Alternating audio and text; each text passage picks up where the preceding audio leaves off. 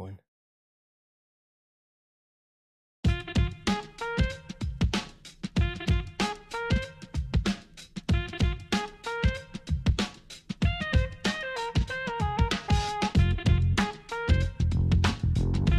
Welcome everybody to episode 157 of the Nick and Matt Show.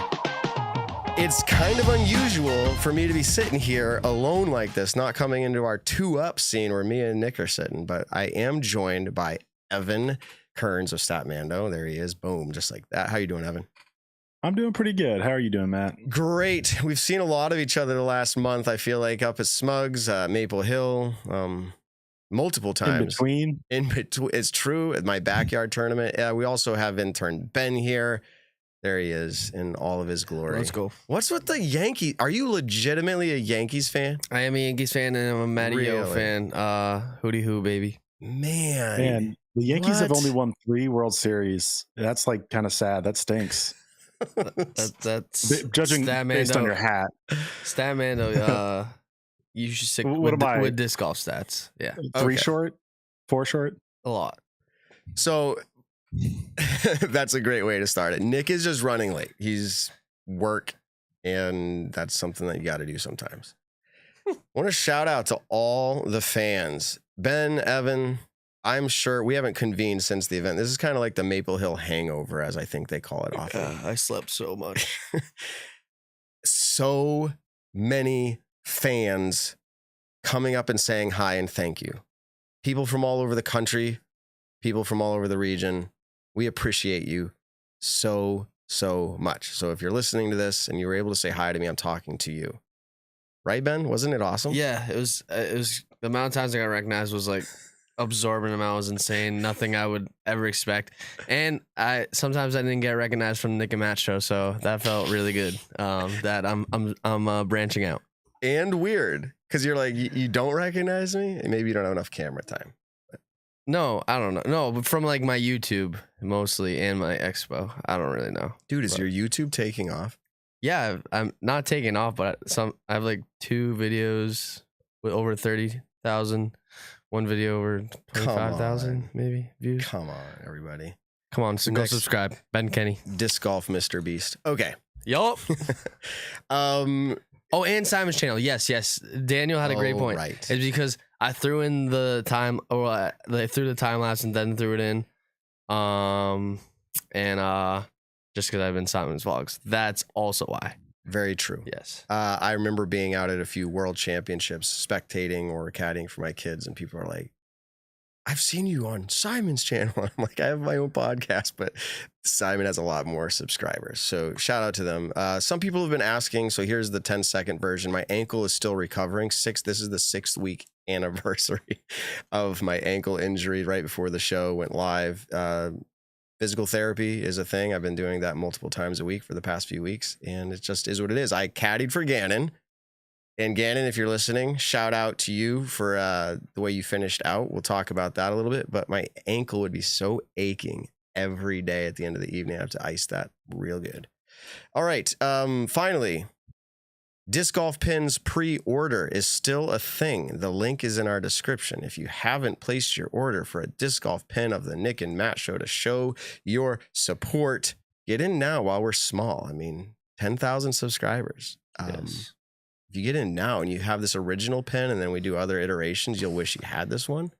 So if you haven't done it yet, click in there. Support Disc Golf Pins. Incredible. This is small company. I say small as in like, you know the owner. You're talking to the owner at her booth. Nina. Shout out to Nina. They have every state pin. So if you have a state, I'm assuming we have international audience. But if you're listening from a United States state, they have those pins for you. They have your favorite players as pins. Now they have the Nick and Matt show as a pin. We're going to do other iterations of this. We have a great one coming at some point that we think you'll all like. Go check that out right now, Disc Golf Pins. If you don't use the link in our description, you can just search for Nick and Matt on discgolfpins.com. Incredible. People are already buying and purchasing pins because of what we're saying about them, and we thank you for trusting us with that. All right, so then here's the show rundown. We're waiting for Nick to come in. If you think I'm on camera a lot tonight, it's because I am right now. We're waiting for Nick. Evan's here as well, but I'm just trying to get some of this out of the way. We've got Hailey King lined up for a phone call in about 15 minutes. We have JP, Jonathan Poole, the co-founder of the USDGC, coming on to talk about things that are happening at the USDGC this year. We obviously have to talk about a little bit of US women's. And then everyone's here like, hey, where's Matty O? And we ask the same question. We ask the same question. So I'm going to put out like an apology and just to our fans. We know you trust us to get these interviews for you. You come here and you're always, happy to hear first thing on Monday night. We have the contacts we need.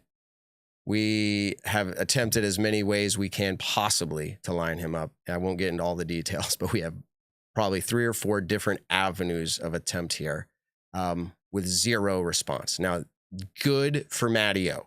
You are not hearing us complain here. I just want you to know we tried.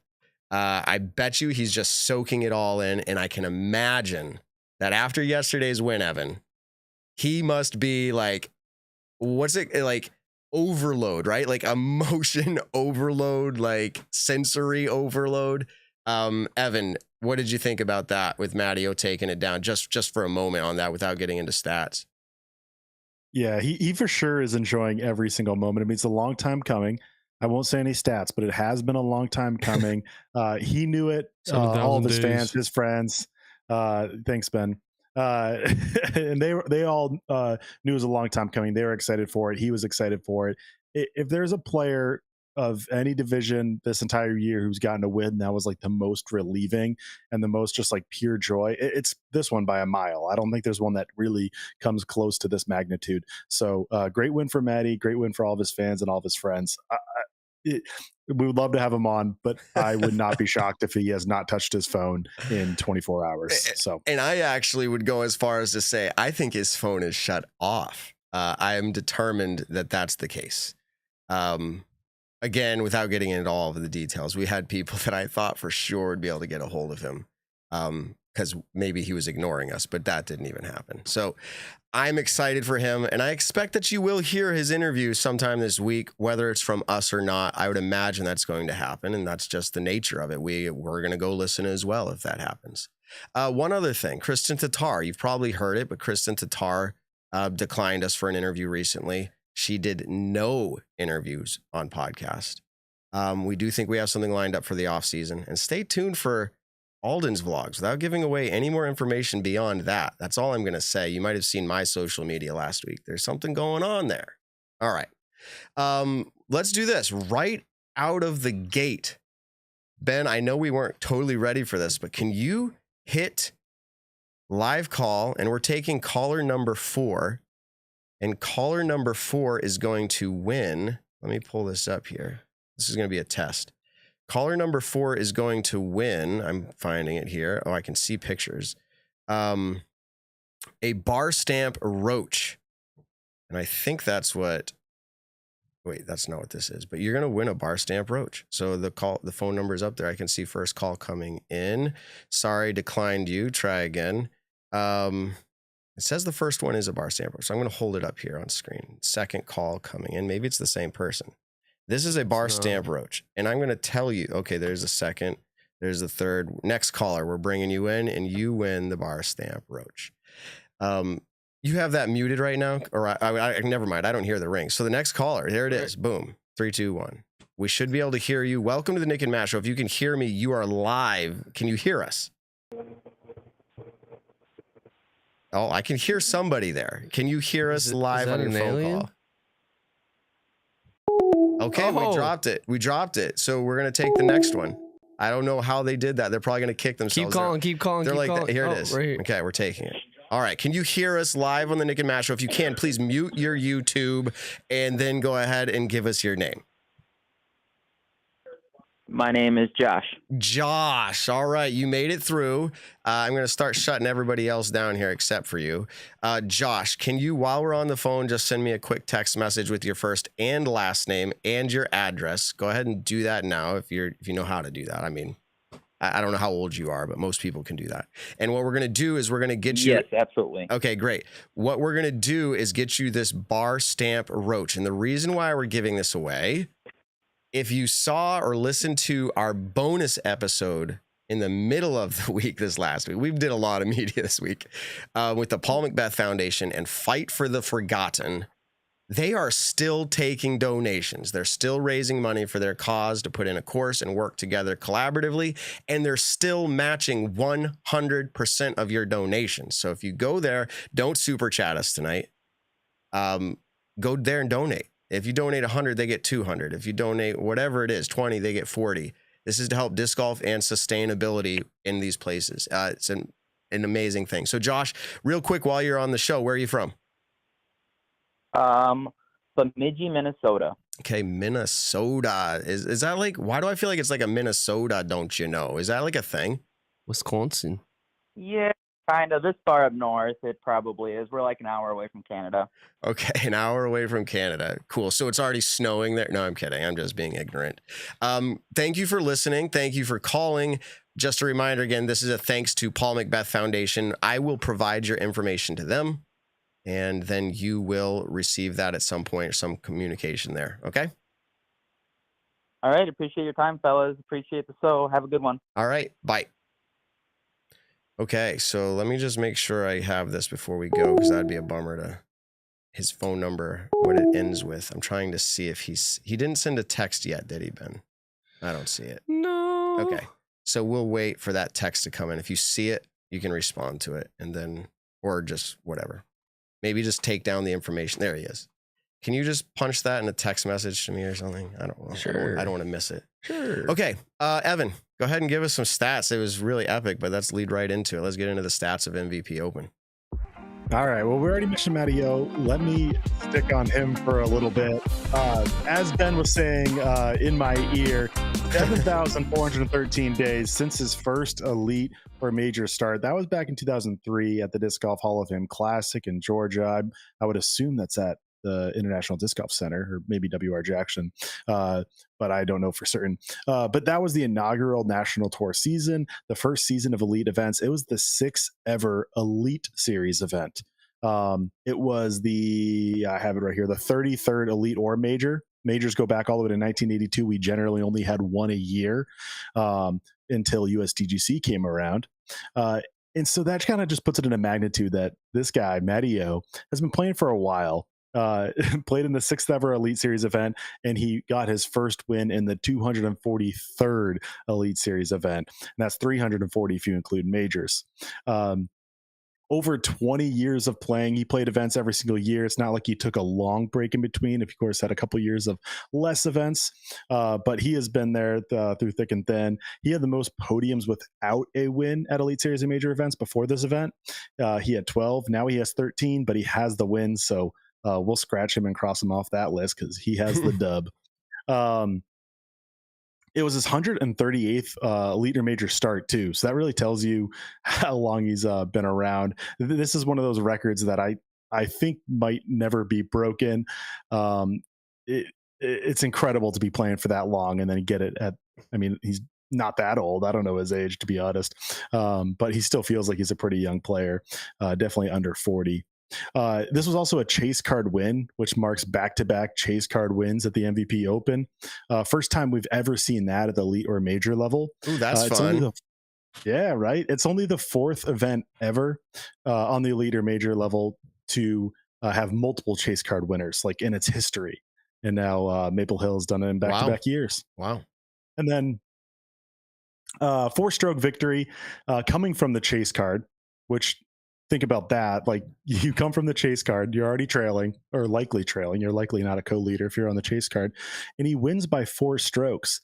That ties the largest margin of victory for a chase card winner in MPO history at elite or majors. Matt, you want to take a guess? Quick guess, 10 seconds. Who he tied for the record? Oh, I have zero idea. Not in 10 seconds. Go ahead. You weren't at this event, but you were at the other time at this event. There's been a chase card winner. It's one of those 4 events. Idlewild. Eagle. You saw Eagle McMahon's chase card win. It's not Eagle McMahon. It was 2 years prior.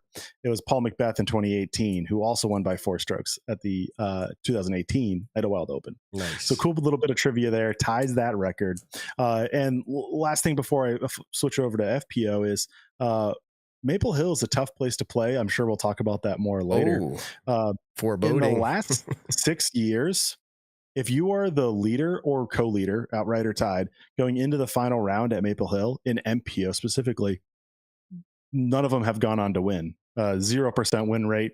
The last time we saw a leader or co-leader who enters the final round as that leader or co-leader at the MVP Open was Ricky Wysocki, who was tied with Greg Barsby that year, and he went on to win.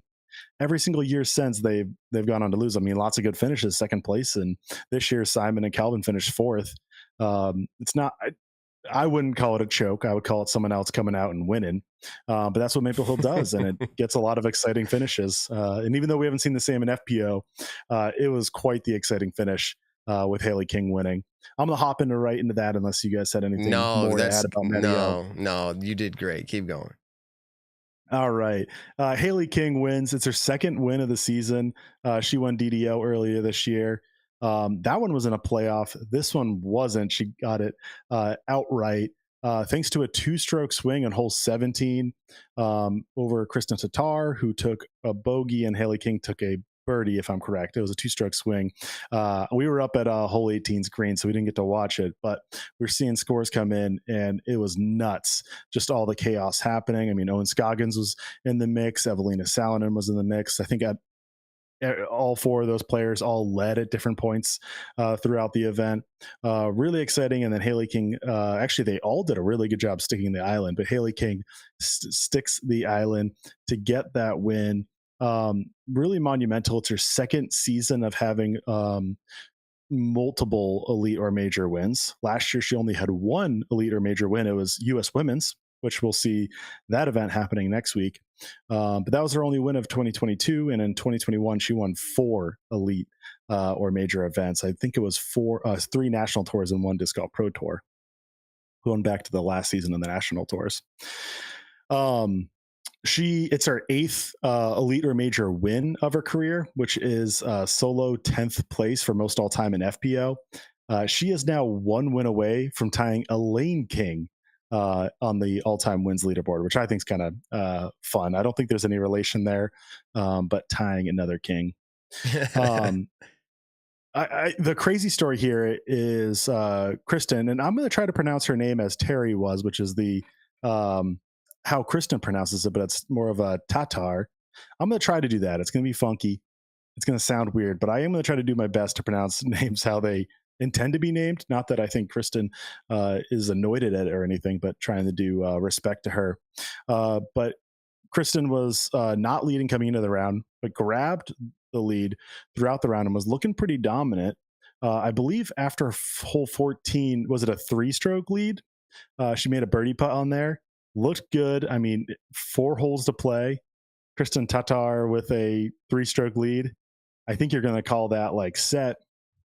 And no, her putt wasn't 100% on. Hailey King looked really good, and Hailey comes and gets the victory. So really exciting finish. It was one of those where you're just like, you didn't know what was going to happen.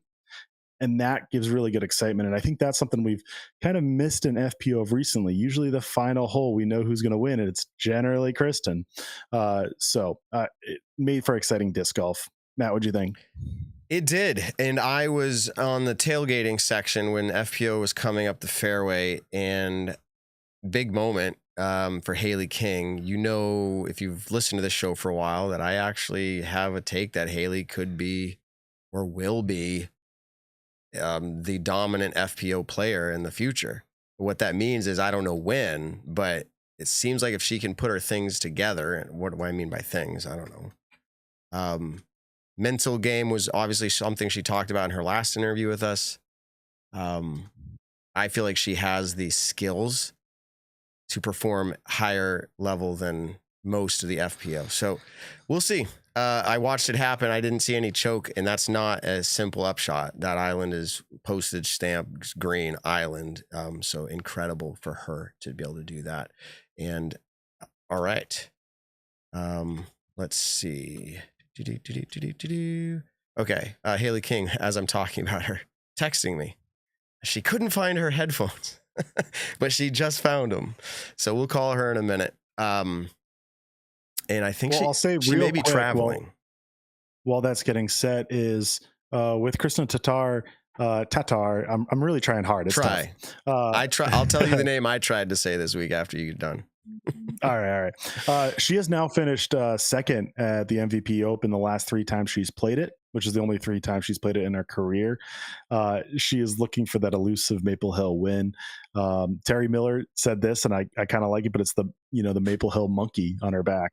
Trying to figure it out. So it's the only Elite or Major event that she's played multiple times, only active Elite or Major event that she has not won. So, I mean, pretty cool to have all of them. Not really a knock, but kind of an interesting little thing right there. Absolutely. So with that being said, and without Nick still in the Nick's not here yet, man. This is weird. Like, okay. But with that being said, let's go ahead and welcome to the show the current, oh, there you go, Evan. Evan. I read Evan as I looked at Ben. Ben's getting technical here. Okay, but welcome to the show. The current reigning 1 day late, I don't even know what day it is anymore. Hailey King, she took down the MVP Open, the final playoff event of the Disc Golf Pro Tour, and we have her lined up on a phone call. So we could stay here, I guess, without the audio thing up on screen because Nick's not here yet. But you'll just have to trust us that she's talking, and it really is Hailey. Right, Hailey? You're there? Yeah, I am. What's up? What's up? So you're driving on your way to the next event. Is that correct? Yes, I'm actually going to take a pit stop at my house real quick, though, to say hi to my kitty cat. Ah, the cats. I think we've done interviews with you with the cats, and I think the lizards. Is there any other pets that you have that we never heard about? No, sir. That is it. That's it. Awesome. So, hey, if that pit stop comes up soon and you need to jump off, you just let us know, of course. But let's get into it. This was not a major as they classify them, but where do you rank this in your wins? You've had some big ones, really big ones. Where do you rank this? Is it its own thing, or where do you put it?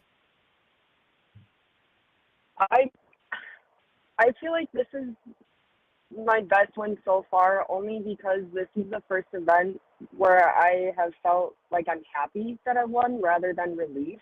Even when I won the U.S. Women's last year, it was still just like a relief that I won and that I was off the course, not happy. So this is the best one yet. Wow.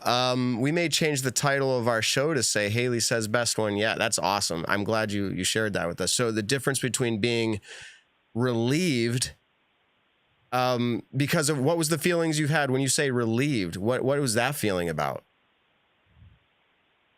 I mean, it was just kind of like, I don't really know. It's hard to describe, but I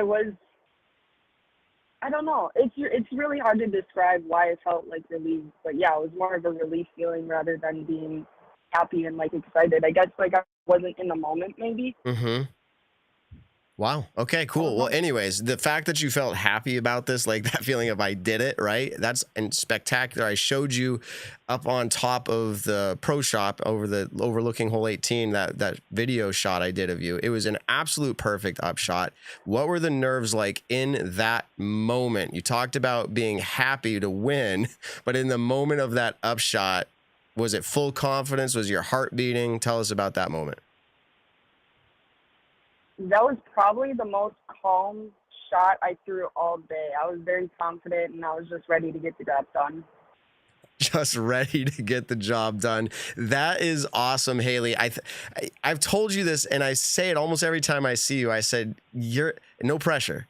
You're my pick for being one of, if not the most dominant FPO player to ever live. That's kind of I'm sticking with it. And you're showing me that I'm not that far off, and I think maybe I'm right. So, Evan, do you have any questions for Hailey? Yeah, Hailey, it was a swirling event. Like the wind was all over the place, but also just like the leaderboard. I think there were times where you were in the lead. There were times where you fell maybe 3 or 4 strokes back, but then you worked back, got the lead, fell back. Everyone was all over the place in this battle. Talk us through when you fell behind a few strokes, like what the battle was to kind of earn your way back to the top of the leaderboard. Well, I didn't check scores the entire time, but after hole 5, I kind of knew I was on a lot, and barring everything would be okay. But and I looked scores at 15 again and just kind of saw that I was back in it. Yeah, it went very quickly.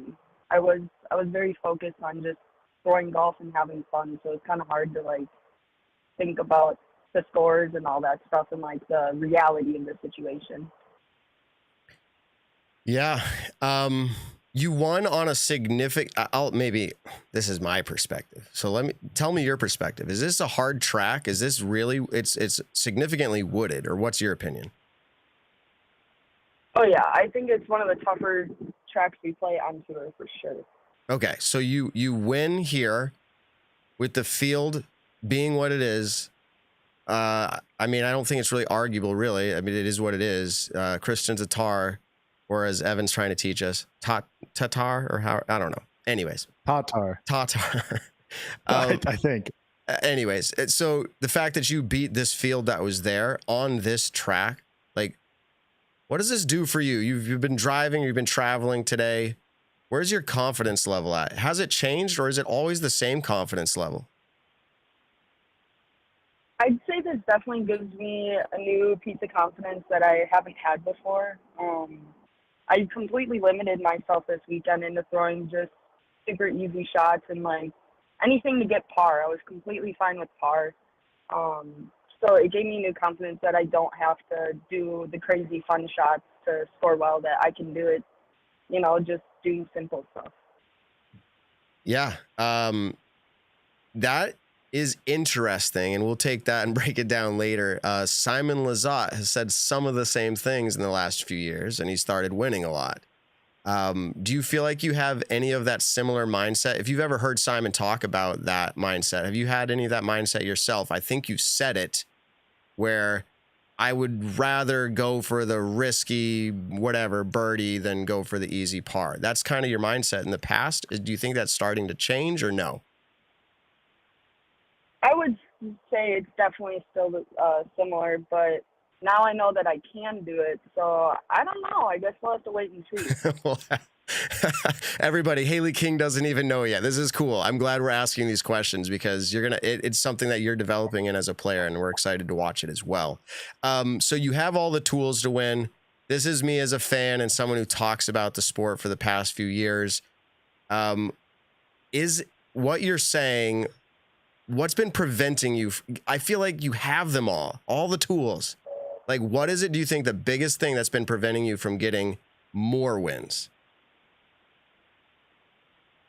Honestly, it's non-disc golf stuff. Just trying to grow up and like figure out who I am as a person, where I want to be, and like, of course, I want to be playing disc golf, so that's not a question. But all the other things about just being human, I'm exploring all that stuff. So it's just taking a lot of focus outside of that, because I want to be happy outside of the disc golf course, Very impressive to hear you say that, and I think we've seen many disc golfers and pro athletes do the same thing, and totally respectable and commendable. So fantastic. Well, then you do what you want to do, and sounds like to me, once you focus on that, you're starting to get more wins. So that's fantastic. Evan, anything else?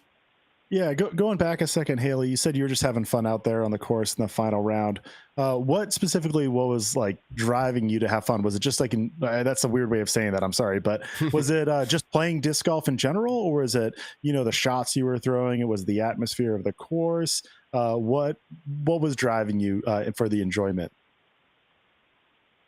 I would say that the last couple of years on tour, I kind of got in a spot where I was just worn out from playing tournaments, and it kind of pushed on to just like casual rounds as well. So I was mainly just trying to avoid out this year. And I mean, that's basically it. If I'm going to tournaments, the main thing I'm going to focus on is having fun, because if I'm not having fun, I know I'm going to force myself to do something that I don't want to do, and it can cause the burnout. So, yeah. Well, again, people see you, you know, from a fan's perspective, but everyone has their own life outside of disc golf, just like I do when I'm done with work for the day. So keep working on that. Speaking of work, you are technically hired, if you will. You have a career with Innova Discs as your main sponsor. When is that contract up? I think it's up at the end of this year. She thinks. Pretty sure. So, right, with that in mind, it tells me, maybe it's not the biggest deal. But the fact of the matter is, this could be considered then in the sports world a contract year. And I think hitting a win like this is fantastic for your career, regardless.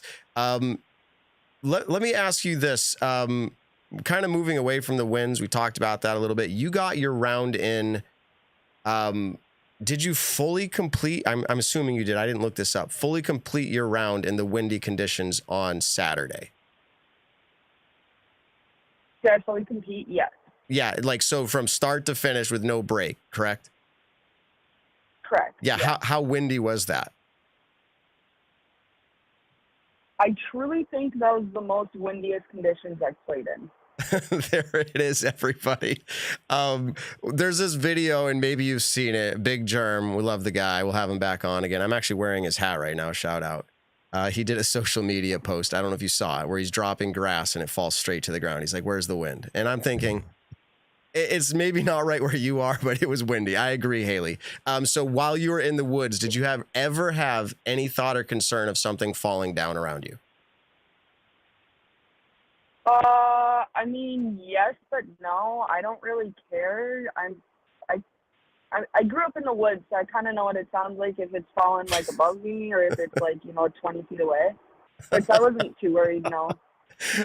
Okay, and I should have prefaced, not like you're actually fearful for your life, but there was conscious awareness that like, hey, this could happen, and I think that's kind of the big takeaway here. We actually have a topic about that tonight. There's all different opinions ranging all over the topic there. And then before we let you go, does Maple Hill? I sat around and talked to a lot of players this week. I had the privilege and honor of doing that. Some staying at my house. What do you think about Maple Hill's course? You said it was demanding.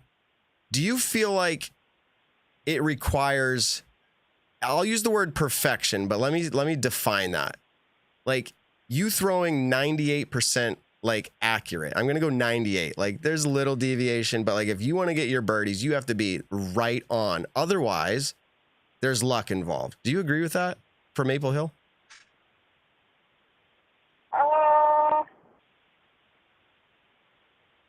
Kind of, yeah. But I mean, it's just a wood course, like, so I feel like all wood courses are kind of like that. Ooh, I like it. So that's why I asked you. I just wanted to hear your input, and there's not a right or wrong here, but I actually like that answer. We'll talk more about that later as well. Thank you for that. And can I hop in here? Jump in, Evan. Sorry. And by the way, everybody, it's hard when we're remote. Ben, can you go to 3-up on the phone call? 3-up phone call. Boom. Okay, Evan, go ahead. We have we have Nick in the house now. But Hailey, you're the reigning champion of the U.S. Women's Major, but of course it's a rotating major. Do you feel? Does it feel like you're the reigning champ? I guess you haven't set foot on the course yet or at the event, but will it feel like you're the reigning champ, or is it different because it's a rotating course? Like how? Like maybe it hasn't set in yet, but just talk us through thinking about that. I don't think it'll feel like I'm like defending my title or whatever. This event is not one of my favorites, you could say. So yeah. Okay. I know sometimes we put you on the spot, Hailey. You know we love you, but what is it about that makes it not your favorite? If you don't mind us digging just a little bit. So I love how U.S. Women's brings all the women together. It just doesn't feel like it's like USDGC. Okay. It feels like it's more of like women's global rather than an actual, United States Women's Championship. I'll finally chime in 30 minutes late. Hailey, congratulations. It's Nick. I just wanted to say congrats first and foremost. But what is something that would make it feel more like a, USDGC style? I think having it at one place forever or for however long, for a set amount of time is key. Yeah. I've talked about this on other disc golf podcast episodes as well as this one. I think that actually is huge to have one spot. And so I agree with you there. Now, realistically, could you, let's take out US Women's DGC and make the Throw Pink tournament that they have at the same time as USDGC, making that the major. Is that something that you could see happening or would want to happen, Hailey? That's something I really wish for. Okay. Cool. Well, I'll also ask this, Hailey. Thanks for answering all these. As of now, with Throw Pink just being an A tier, and I say just being an A tier and just the sanctioning level. Of course, everyone has different feelings about it. What's your what would you, if you won Throw Pink, how would you rate that win compared to winning US Women's last year or other wins you had? Would you consider it the same level as like an elite or a major? Yes, I definitely would. I feel like Throw Pink is a major. It's just not rated as a major. Mm-hmm. Okay. You broke up for half a second there. I think you said you consider it more or less as a major, even though it's not. Correct. Okay. Yep. Well, this is good talking. I don't know how it is for you traveling. Maybe it takes up time for you and you're happy with it. But Nick, you just jumped in. Evan, you have anything else? Or Hailey, did we miss anything that you think we should have asked you? I don't think so. I'm like, sometimes I'm wondering our guests are like, either they're like, please don't ask me about this, or they're like, I'm surprised they didn't ask me about this. Yeah, I'm sure you guys pretty much nailed everything when it comes to the Maple Hill or the MVP Open tournament talk and everything like that. I just want to once again say congratulations, and then I guess the one and realistically only question that I would have had that is kind of, I think, relevant is, and I'm sure you guys probably asked this, but moving to the Charlotte, North Carolina area, is that something that really just kind of set up for being able to play at Maple Hill, being a generally, maybe 75% wooded or 60% wooded course compared to other tour courses that we see? I would say playing Nevin and Hornets Nest, Angry Beaver definitely helped me manage MVP. Just they're very similar courses, and it really, I got beat up every day playing these courses. I'm throwing 12 shots off every tee, so it's like I'm taking doubles, triples, and that just kind of taught me how to play Maple, I guess. Mm-hmm.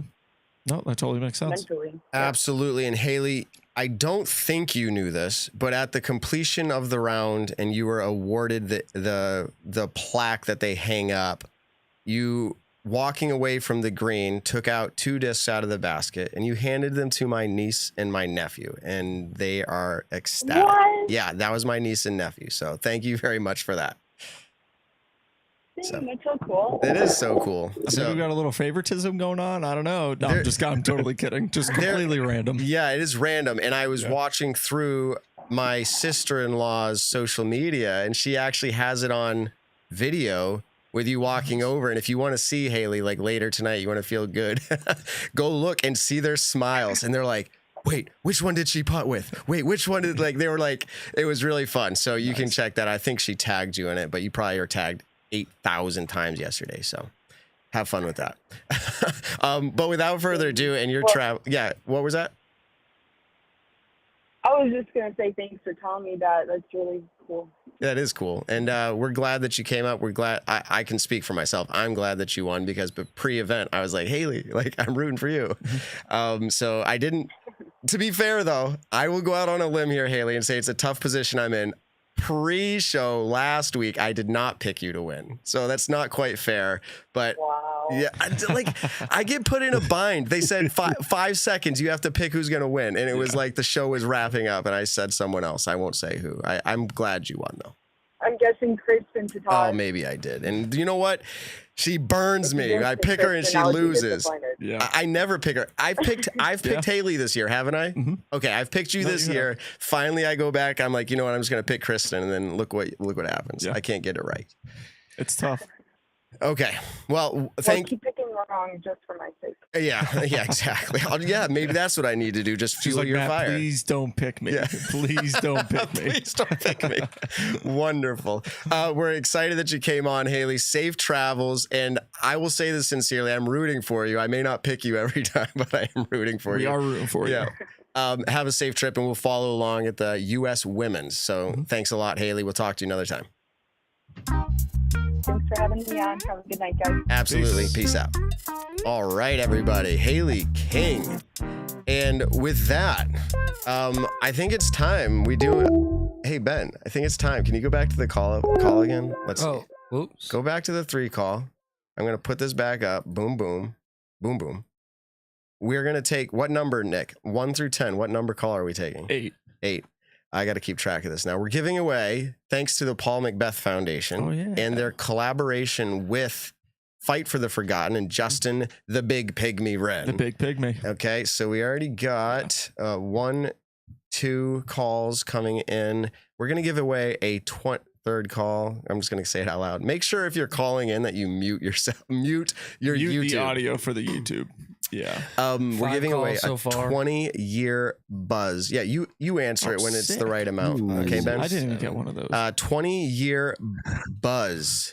That's what we're giving away right now. And the reason we're doing this giveaway is to bring attention to the fact that you can still donate to the cause. The bonus episode that we did this midweek was so that they could raise money to do this project. If you donate, 100% will be matched. And I'll have to follow back up. Maybe they'll say it in the live chat here, but it is happening, I think, for the next 2 weeks, I want to say. We'll get back to you on that. 3. But but maybe the first week's done. Okay. Yeah, I get what maybe. Yeah. But if you're listening to this, don't wait, I guess is what I'll ultimately say. Don't wait. Okay, so we have a caller lined up here. If you can hear us on the call and you're muted on YouTube, hopefully, go ahead and give us your name. Richard Whittington. Richard, awesome, man. Thank you for calling in. How long have you been listening to the Nick and Matt show? Is this your first time? Oh, no, I try to catch you every time I get a chance. Well, nice. Appreciate it. We appreciate that. It doesn't sound like you're from the Northeast. Where are you from? I'm from Texas. I actually went and I met Nick down in Belton last year. Yeah, I was going to say 2022. Yeah, it was Belton was Waco and Belton. We try to make them every year. Yeah. Fun. Oh, very cool. Well, I'm glad you called in. You are the winner of a 20-year. These were hard to get. Every time they do the first ones that came out are hard. The 10 years are hard. And now the collector edition here again, the 20-year buzz. You just won that. Can you go ahead and we got calls coming in galore. Are you calling from a phone that you can text with? Yes, sir. Can you text your full name and your address? And we will be sure to pass that along so that they can send you this prize. Sound good? All right. Hey, man, great job. I appreciate y'all opening up the phone lines. That's awesome. Yeah, appreciate it. It's a totally different vibe for the show, but we do appreciate all the listeners out there. Thank you very much. You bet. Thank you. All right. Bye. Bye. Okay, so now we can take down the call here, Ben. And if you can, go to the text messages and see if we got him. It's got to match the phone number that we just hung up somehow. Okay, so just do that and then maybe send it over to me if you can, Ben. If you go to the text message bar on the left. Oh, yeah, but you got to match it up. So many people are calling us. Oh, my goodness. It just keeps happening. Take the phone down. Okay, we did. We appreciate it. I met somebody at Maple Hill. And usually, like, it's just so much now. Like, hey, Matt, love the show. Hey, Matt. And I'm like, hey, I don't know you, but I'd like to know you. Like, you're a fan of our show. And then I usually ask, like, hey, how do you listen? Do you watch live? Is it post? Is it YouTube? Majority of the time, it's on while I'm working, or it's on the way to work, or it's on playing like YouTube or whatever. Like, I'm not. This guy goes, I am a live listener. Now, I'm trying so hard with everything in me to remember the name out of the literally probably 100+ people I met this week that listen to the show. And I apologize, but he gave me, I think, his username. So if he's in here and he says, that was me, you told me that you listened live, shout out to you. And I'll shout you out if you comment right now, but long story short, it was a live listener. I said, you are a rare breed, my friend. Like compared to how many people listen to the show, that's like spectacular. So all right, cool. No, it's been awesome the last few weeks with the big tournaments that we've had up here in the Northeast to be able to meet everyone that is a listener or, you know, a live audience of the show has just been absolutely incredible. It's sweet actually getting to meet everyone, and for just a brief few seconds be able to talk is it's a cool experience. Oh, there he is. Yeah. So do you say, is it, he's going to tell me if I'm right or not? I met Shrey. Shrey. Yeah. He was awesome. He just confirmed it. He said hole 5 final round. That's him. Shout out to you, Shrey. Nice. I'll give a quick story now that Nick's here. Nick and I were hanging out watching hole 1 as the lead card was coming in and watched a cool Simon shot. And this guy comes over to Nick and he's like, oh, you're Nick Carl from the Nick and Matt show. And Nick's like, you know, talking him up and they're having some conversations. And I'm just like, I'm just going to chill here. Like I appreciate everyone coming up and saying hi and recognizing me, but I'm also someone who, you know, sometimes likes to just chill out. And it was fun. Nick was chatting this guy up and then, you know, I think we're about to move on. And the guy's like, oh, and it's Evan too. Like, oh, Statmando. So I'll say this before I even had a chance to kind of introduce Statmando, like be like, yo, this is Evan Kearns. The lead card was throwing their up shots into the green. And so we're kind of like quietly talking. He brings his dad over and he's like, yo, Dad, this is Nick Carl. He's like disc golf royalty or like famous or whatever. And we were just like, and then he looks over again. He's like, yo, Evan Kearns, Statmando, what's up, dude? It's just fun. I will, now that we're on this little tangent, and by the way, about 14 minutes out from an interview with the co-founder of the USDGC to find out more about this year's events. Gannon Burr in the chat. Hold on. We're gonna sidestep on that in a second too. But you said your niece and nephew got this. Was one of them Gannon Burr? Yeah, exactly. Man, we got so many. That's an Uncle Matt joke. I'm sorry. No, this is good, and I am going to shout out Gannon on a few things here in a minute if I remember. But somebody, I won't say who, but they didn't know who we were, and that's fair. But sometimes, and we don't deserve this, but people get excited to see us. Mm-hmm. And they're like, oh my goodness, like this is like Nick and Matt show. Like we have to give you free stuff. Like I'm not going to shout at everybody right now, but disc golf in the dark, diameter apparel, cosmic disc golf, that goes on. They're like just handing stuff like, here, have it. Cause they think we're good representatives of the sport. Mm-hmm. Well, this one individual got excited, was like, I'm going to give you something for free. And I'm like, oh, it's cool. And they go, Nick, you get this. And I said, you're not a fan of the show. I am mad. Yeah, I corrected her so fast. You're banned. And she thought it was funny. She's like, you corrected that so fast. And I was like, yeah, because I didn't want you to feel awkward later, being like, I talked to Nick all day. Yeah, it's funny because a couple people will come up to me and be like, oh, you know, the Matt and Nick show. Like they'll do it because we've, you know, been joking about it jokes, so much. But it's awesome. So people are so cool. And when we finally get to meet you guys, like I said, we actually love it. Yeah, we love it. Yeah, it's such a cool experience, and to be able to see everyone. One day when I'm like Gannon Burr, and I don't mean in height and stature, I'll never be that. Yeah, I don't think you're. You should have seen me caddying next to him. Like I got to see a picture of that, man. Yeah. But yeah. Anyways, people like we're not bothered at all by it, and oftentimes even these pro players aren't bothered by it. They love the fact that people love them. So. The lines were very long for the autograph tent at MVP Open. And for the pizza. There was pizza? Yeah. Like free pizza? No, I mean, just you got to buy the pizza, but there was pizza. It was the first thing that I went to when I got there. I was like, I need some food. They did free ice cream. Sick. I missed that. They had barbecue available. Like it's an attempt at like Texas barbecue or whatever, but barbecue available. They had like your American bar grill kind of thing, like hamburgers and grilled cheese and whatever else. And then anyways, there was a whole cupcakery or like whatever you want to call it. This lady would bring in all these like professionally made cupcakes you could buy. Like the event this year, I don't know how to rate it, but it was better than last year. And so that's saying something every year. It keeps getting better and better and better. Gannon, what are we missing to talk about if you're still in the... Alden has been slacking. Oh, they're asking when the next video comes out. Okay. I'll do this with MVP Open. That's the final regular season, whatever you want to really call it, the final points event of the season. So we saw the first card All-Stars and the trophies get given out, which was kind of cool that they do top 4. It's something I think about. We always mention podiums in disc golf, and I'm not like anti you can't call it podiums, but I also do think it would be cool to represent like finishing fourth is like, oh, you made like final lead car, like, you know, like it's not the right term, but there's something cool to that. And with the point standings, they do that. Run down it quickly, which I should pull it up, but I probably could do it from memory. We had Kristen Tatar take it down in FPO. Nick, I'm trying to pronounce her name in the Estonian way. We'll say that multiple times tonight. We'll see it. Dude, I thought Terry was going tartar. It's yeah, so it's that two A's in Tatar are pronounced differently, apparently. And so I'm trying at that. And so yeah, and it's kind of breaks it up into two. It's going to sound funky for a bit.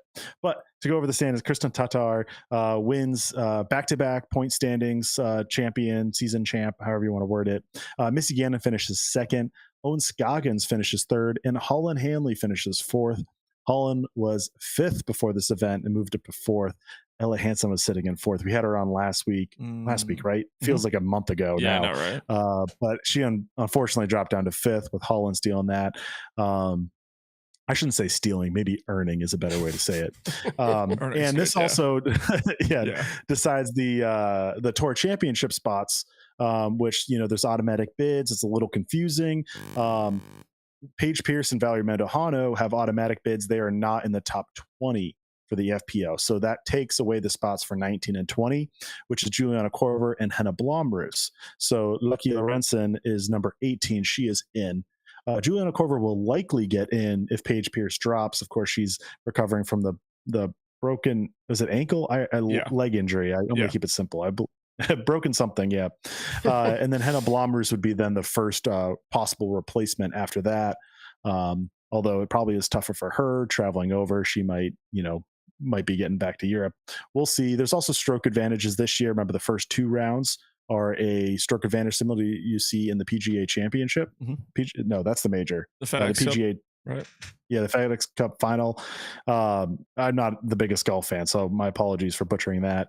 But you'll see different stroke advantages, and then that will go for 2 rounds, and then the top, I had it up. I believe it's the top 8 for FPO and the top 12. Yes, the top 12 for MPO, top 8 for FPO will then make the final 2 rounds where scores will reset and they'll play stroke play from then on.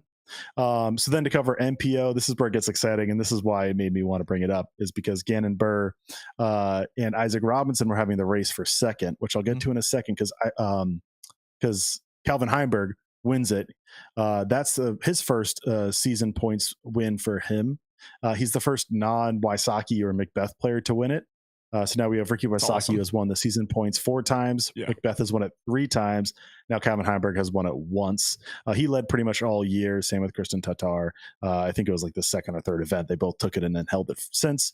But Isaac Robinson gets the second place spot over Gannon Buhr, thanks to 2 major wins that surely propelled him, and the silver win at Tasmania Open gets him into second place. He will, if they keep the same format, will be the all-star captain next year as well. Isaac also gets an extra stroke advantage. So he will be at 5 stroke advantage. Calvin will be at 6. And then Gannon Buhr in third will have a 4 stroke advantage, along with Ricky Wysocki, who is the reigning champ. He finishes 4th and going on. Parker Welk gets an automatic bid, and then otherwise it's the top 31. So Mason Ford is the last one to make the tour championship. Paul Ulibarri is the first one out.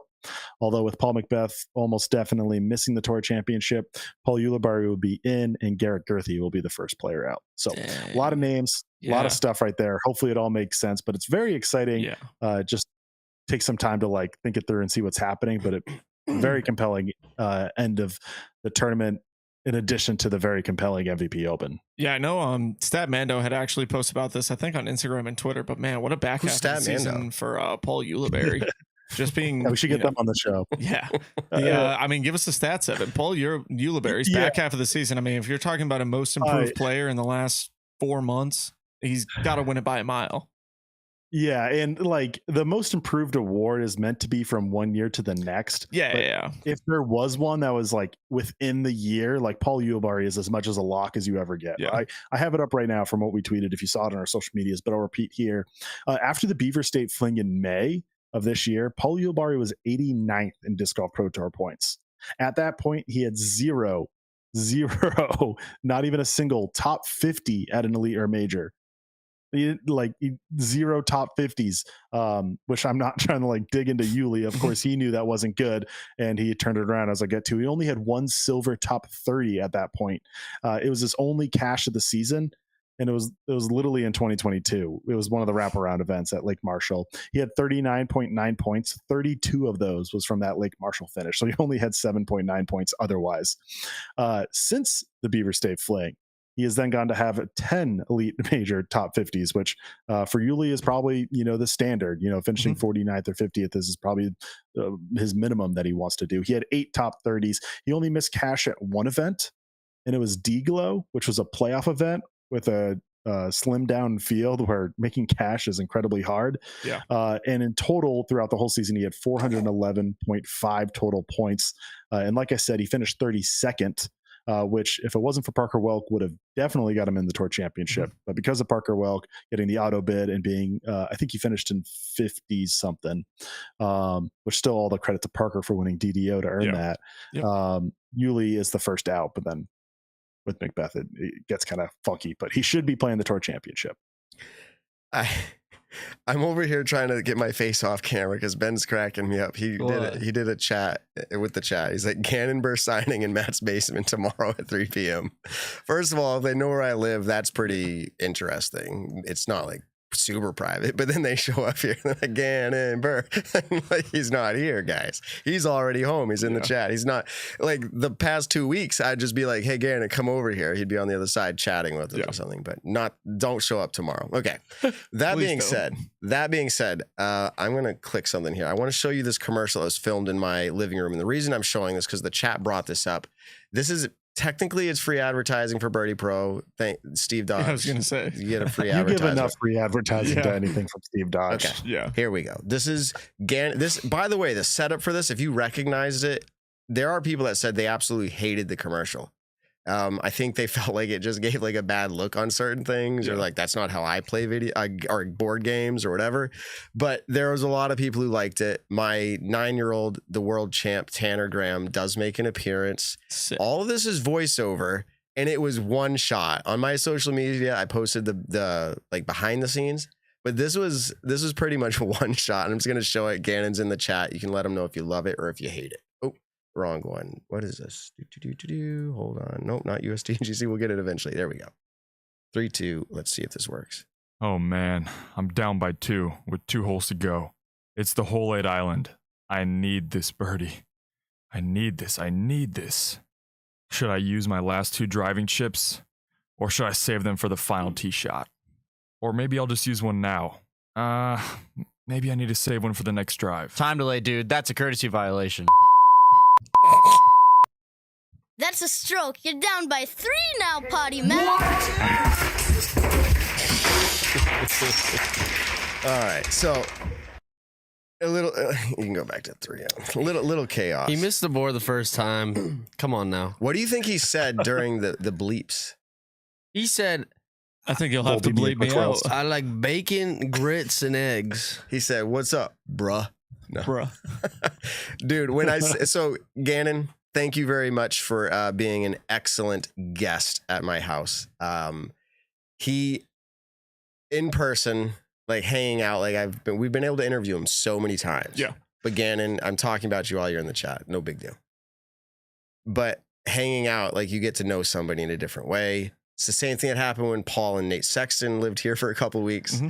Eventually you're just like, dang, they're like a normal person. And like, I'm going to root for them always now. It's, you've ruined it for me, Gannon. I can't root for anybody else. No, I'm kidding. We'll see how that goes. But in all seriousness, that was really cool. He could have at least replaced, the Sour Patch Kids or, the sour gummy worms. Now we got to go out and buy some more. Yeah, we didn't just make, Gannon's $1,000 playing MVP this weekend. So many good things I can say about him. I'll replace the gummy worms. But maybe Gannon's a good stick. He's a good stick. We need more. We love you, worms. Gannon. Yeah, the gummy worms were fantastic. I got to go back and get another 5-pound bag of those. I actually had somebody, and if this is you, cool that you reached out. Somebody from Canada, Evan, literally messaged us like, It's not like a huge deal, but like if you see this and you're able to respond, like, what were those gummy worms? Nice. And I'm like, here they are. You can buy We need them. to find that company and be like, hey, we'll do some advertisement on the show. Send He us some goes, gummy worms. they sound amazing. He said, I hope they ship to Canada. There I'm we gonna be go. honest. I don't know if I've had the gummy worms. You haven't had them. Well, A bunch of How people did you say it? commented. Yeah, you had them in your car when we were driving up to Smugs, and I Yes, didn't even I have a told single you. one. in the truck, that's on I me. literally That's said on it me. in the truck. I said, Evan, this is kind of weird, but they're like life-changing gummy worms. Well, you also told me at like 6:30 in the morning, so I don't think there's too much fault on I you said it for both that. times of the day. Anyways, so okay, well, we're really close. In fact, let's see here. Maybe we already have them lined up. We do. Perfect. And just like that, go to. By the way, it's going to be 30th. Yes, thank you. I got it. Perfect. I got All right, everybody, we've been prepping you on this one. You know it's coming. The co-founder, and I have to think of the other words to describe. Let me see if I still have it here. Boom, boom, boom. Co-founder and event director, United States Disc Golf Championship. Let's go ahead and welcome to the show, everybody, Jonathan Poole. He's going to give us the inside scoop. What's happening this year at the USDGC? JP, we didn't do an audio check with you. We need to unmute that, Ben, if you can unmute him. And then okay. I hope the audio's good, and if it's not, you'll close it out and come back in. Can we hear you? Check. Oh, perfect. Perfect. Sometimes it works. Yeah. Sometimes it works. And this time we forgot to test it, and so it was a cross our fingers thing. So USDGC, we talked about it. Thank you. We gave away VIP passes last week or the week before, and we got people excited about it. We gave away a ticket to someone who lives down there. I don't know what the chances of that are, but there you go. This year, we're at what, is it like 16 days out or something like that? 16 and some change, but who's counting? Your website is counting. I can't even go to our homepage. It's anxiety producing. So, but I am aware that it's right around the corner. So we're busting tail and we're going to be ready. Okay. That's awesome. No matter how prepared you are to run an event, and you've been doing this a long time, you're probably very familiar. No matter how prepared you are, it always gets busier as you get closer. Okay. Absolutely. Yeah. I mean, we're clearly in the vortex at this point. But it's unless you've done it, you don't know. But fortunately, for some reason, I enjoy it, and I've got a lot of people who seem to enjoy it as well. So here we go. Here we go. I visited the website to do a once over, see what stood out to me, things we could talk about, and I have to say, I had a great experience this year. Camping, technically glamping, and something that's kind of like a yurt, okay? Like it was fully furnished. I saw that USDGC has yurts. Are any still available, or are those sold out? There are some still available. Wow. But we were excited to roll that out. This is kind of the year where we're sort of full send here, celebrating our fans who helped get us to this point. And so we've introduced a few different things that are really just add-ons. That's not necessarily a ticket. But some things that you can add on if you're so inclined. But I think the yurt deal is going to be pretty solid.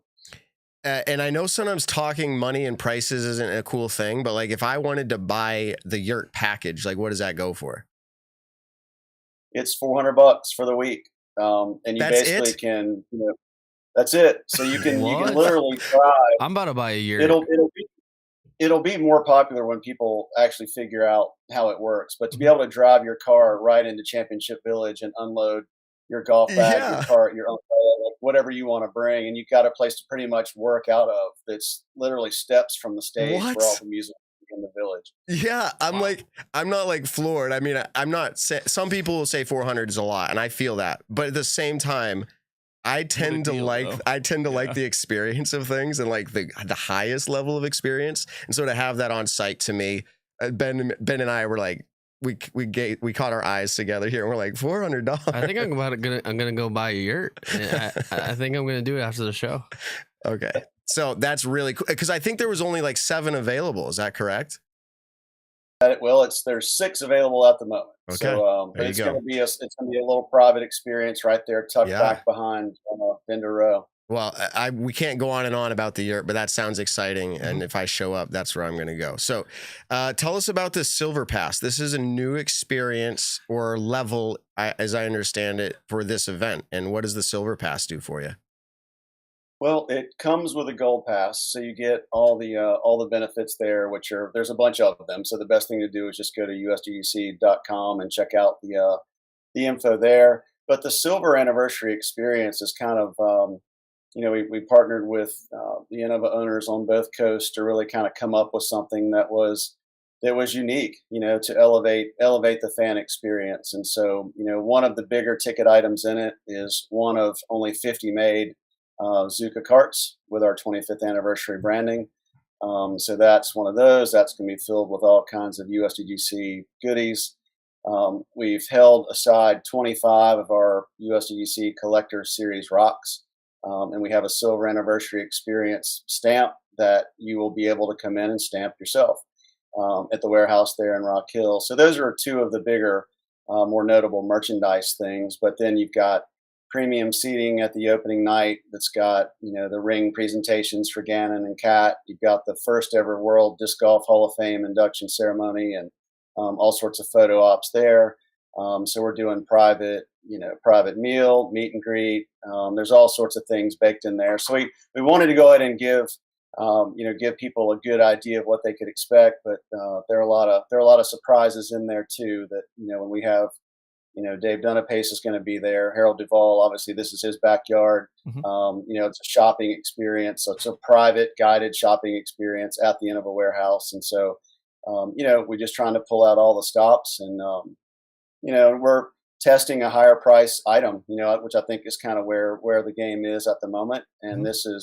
I didn't really feel as comfortable tying it to a ticket. I really wanted to see the value on something that was purely optional. We tried to keep our ticket prices down, so we want as many fans as we can get. Absolutely. By the way, Gannon Burr is or was in the chat. I don't know if you heard that, but so now he knows. He's probably already aware. He's getting that cool. It's a ring, right? It's not a green jacket. It's a ring. It's a ring. It's a nice ring. Very We'll be pleased. Yeah. Very cool. Ooh, there you go, Gannon. You'll be pleased. He just stayed at my house for 2 weeks, so now I feel like I can razz him on some things. I don't know why, but I just feel like he's better at disc golf than me. You're his uncle now. I'm his uncle, Matt. Yeah. Okay. So that sounds awesome as well. And you're right. The price of spectating is going up, and some people don't love that, but the people who want that experience at the highest level, we saw people, we gave it away for the MVP Open this year. We helped Steve give some away. It was the Insider Pass. That's $1,100 ticket right there, but they got everything at the best, highest level that you could. If that's you, great. Now, there was someone in the chat that said, what do you have for packages if you want the lowest experience? So can you give us that just a little bit? Like, what is the general admission like, and how does that work? It's $25 day pass. There you go. And that includes the golf, both events, all for each day, whichever day you come out. And also the music, we've layered on an entire evening concert series called The Fresh and Now. That's a new thing for this year, where the last putt drops, DJ takes the stage up on the award stage near 18 green, and then a different band each night will take the stage probably within about 15 minutes or so for a 90-minute set. So the value is there for the music fan, the value is there for the disc golf fan, and if you're a fan of both, then you're doubling up on the goodness. That's a sick deal.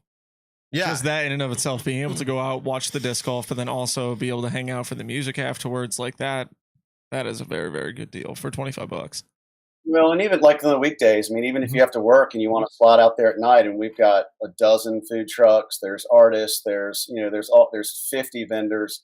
So it's going to be, we're pulling out all the stops here to elevate the experience for everyone. Not just the hardcore, disc golf, tournament typical fans and followers, but for everybody. You can bring your family, and we're doing a USDGC Legend Skins match. As soon as the round ends on Friday, you've got Ken Climo, Barry Schultz, Will Schustrick, and we'll see who the fourth is. But some of our most decorated champions. That's the kind of stuff that you just don't get to see. So if you're there for the final putts on Friday, those guys are going to tee it up on hole one immediately afterward, and they're literally going to play around the lake straight over to Championship Village, where the band will have taken the stage by the time you get there. And we got great music. There's a great band, a little different flavor every night. And we're, I intend to throw the biggest party disc golf's ever seen. That's where we're headed. Sick. Yeah. And so as part of that, as we wrap up that topic or that category of topic is the village. So like you've been up to Maple Hill, I'm assuming. I think I've probably seen you there before. No? Yeah, I've not been there for the event. Okay. Well, it's really compact, but they pack in a lot of vendors and it has a vibe to it with a DJ and all of this going on. And so that we just came right out of that experience yesterday, right? Seeing Matteao crown the victor there. What does the village here have to offer? Like, obviously we heard the concert and we're assuming like a lot of vendors, but like, is there an experience as part of it beyond even maybe just the concert? Like, are there things to do? Well, we've got 2 spectator courses There you out go. there that you can enjoy during the week. There's a full-length course that's actually back on the Winthrop ball golf course, which is where the day pass people, like if you do the day pass, you literally park at the spectator course and kind of walk in from there. It's all on the same property. And then there's a 9-hole like little tiki course that's right in the village. You've got 2 rows of vendors. The majority of them are in view of the widescreen and the stage, so you can play golf on into the night if you're so inclined. But really cool vibe with the artists that come out. They do the live paintings and just all sorts of things there. I mean, tons of different vendors. It's like going to the disc golf mall. Where everybody's loaded and bringing the best that they got. And so it's a shopping experience. There's you probably couldn't eat at every truck if you were there all 4 days. So, I think the vibe is just the getting everybody together. It just happens, in some ways it's like a big family reunion. We're cool people. So you get a bunch of cool people together and throw in some cold beers and some live music and you're good to go. Absolutely. I hate to put my wife on the spot because she is not someone who wants to have a spotlight, no limelight, no whatever light, like that's not my wife. But we were at MVP Open. Just a shout out to the people, like you said, we're cool people. As much as I am in disc golf, my wife knows and follows disc golf, but she's not a disc golfer. It's just how it is. That's fine. She enjoys watching. She enjoys even throwing a disc in the backyard, watching the kids. But when we were at the event, we went on Sunday. She went for 1 day, and she said, like, more or less, I'm not sure exactly why, but I feel so comfortable here. This is cool. Like these people, and it's like the disc golf community, to your point, and everything that you're offering at USDGC is going to be a spectacular experience. Everyone should go. So are you going to run out of tickets for this event? Can you?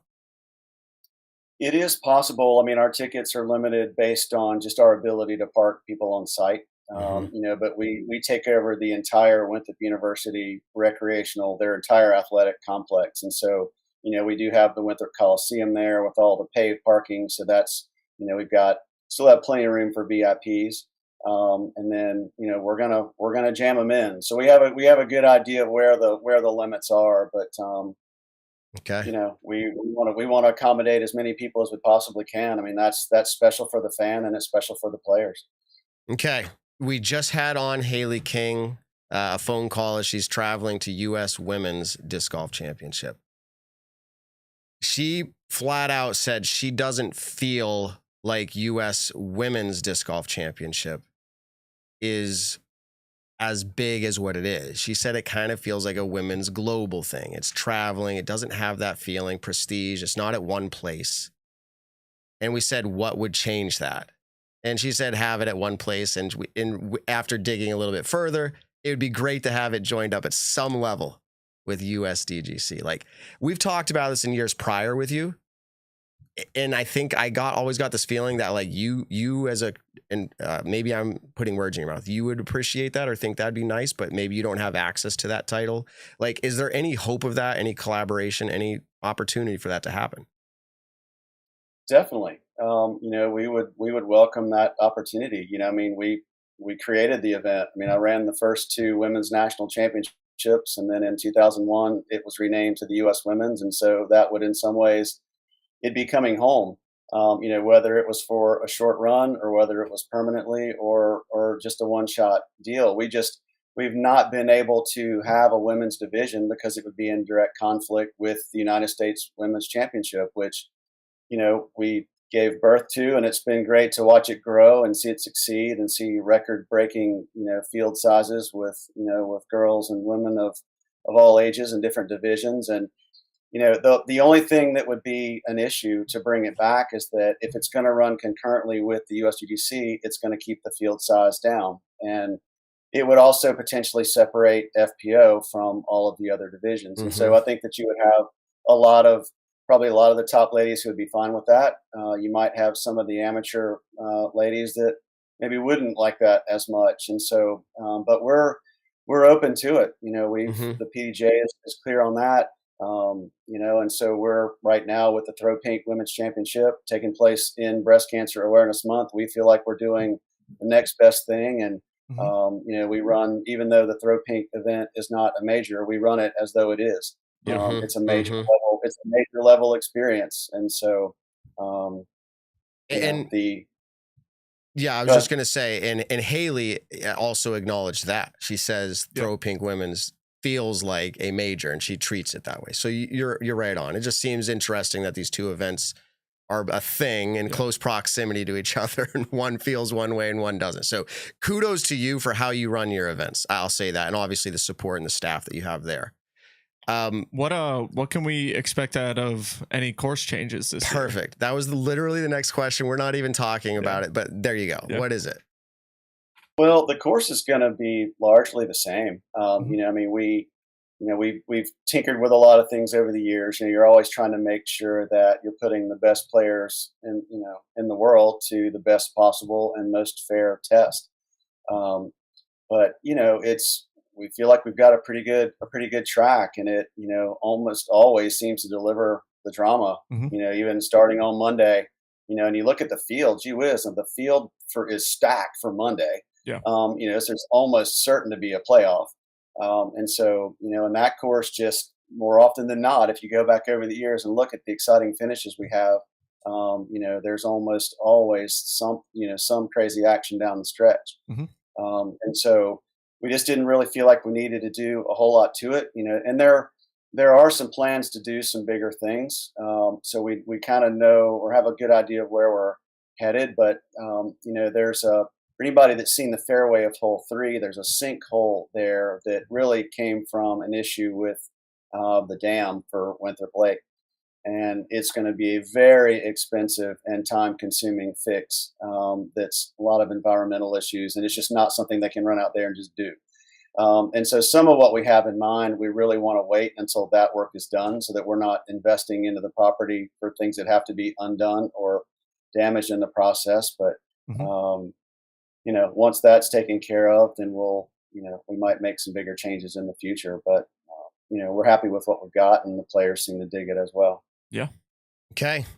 So we're going to see most of the stuff that we saw last year. Stuff's probably not being taken away. Like, I'm not making fun of it, but people call them mozzarella sticks or the Christmas trees or whatever. Like, the stuff that is there is going to still be there? Well, it's a good question. I mean, I believe this is kind of one of the things that's always interesting. If you've been close to the championship for any length of time, you know that this was a Harold Duvall tradition that he's now passed along to his son, Andrew Duvey, as we know him. They keep this stuff close to the vest. And even the 25-year event director doesn't always know exactly what's in store. And that's part of just part of it. It's part of the mystery that surrounds it. So what I believe is the course is going to largely be the same, whether there are mozzarella sticks or whether they're wrapped in cobwebs or, whatever. There's always that little something that they throw out there that gets people talking. And yet here you are, at least on our show, as the face of the event, and everyone will come at you when they don't like something, and that's just how it goes. So, but also, that's how it goes. But we always appreciate you coming on to talk this through with us. I don't think there's much else. Did we miss something that you want to touch on? I know, and I don't know if it's in collaboration with you or not, but there might be a distance competition the same day as the qualifiers. Is that something?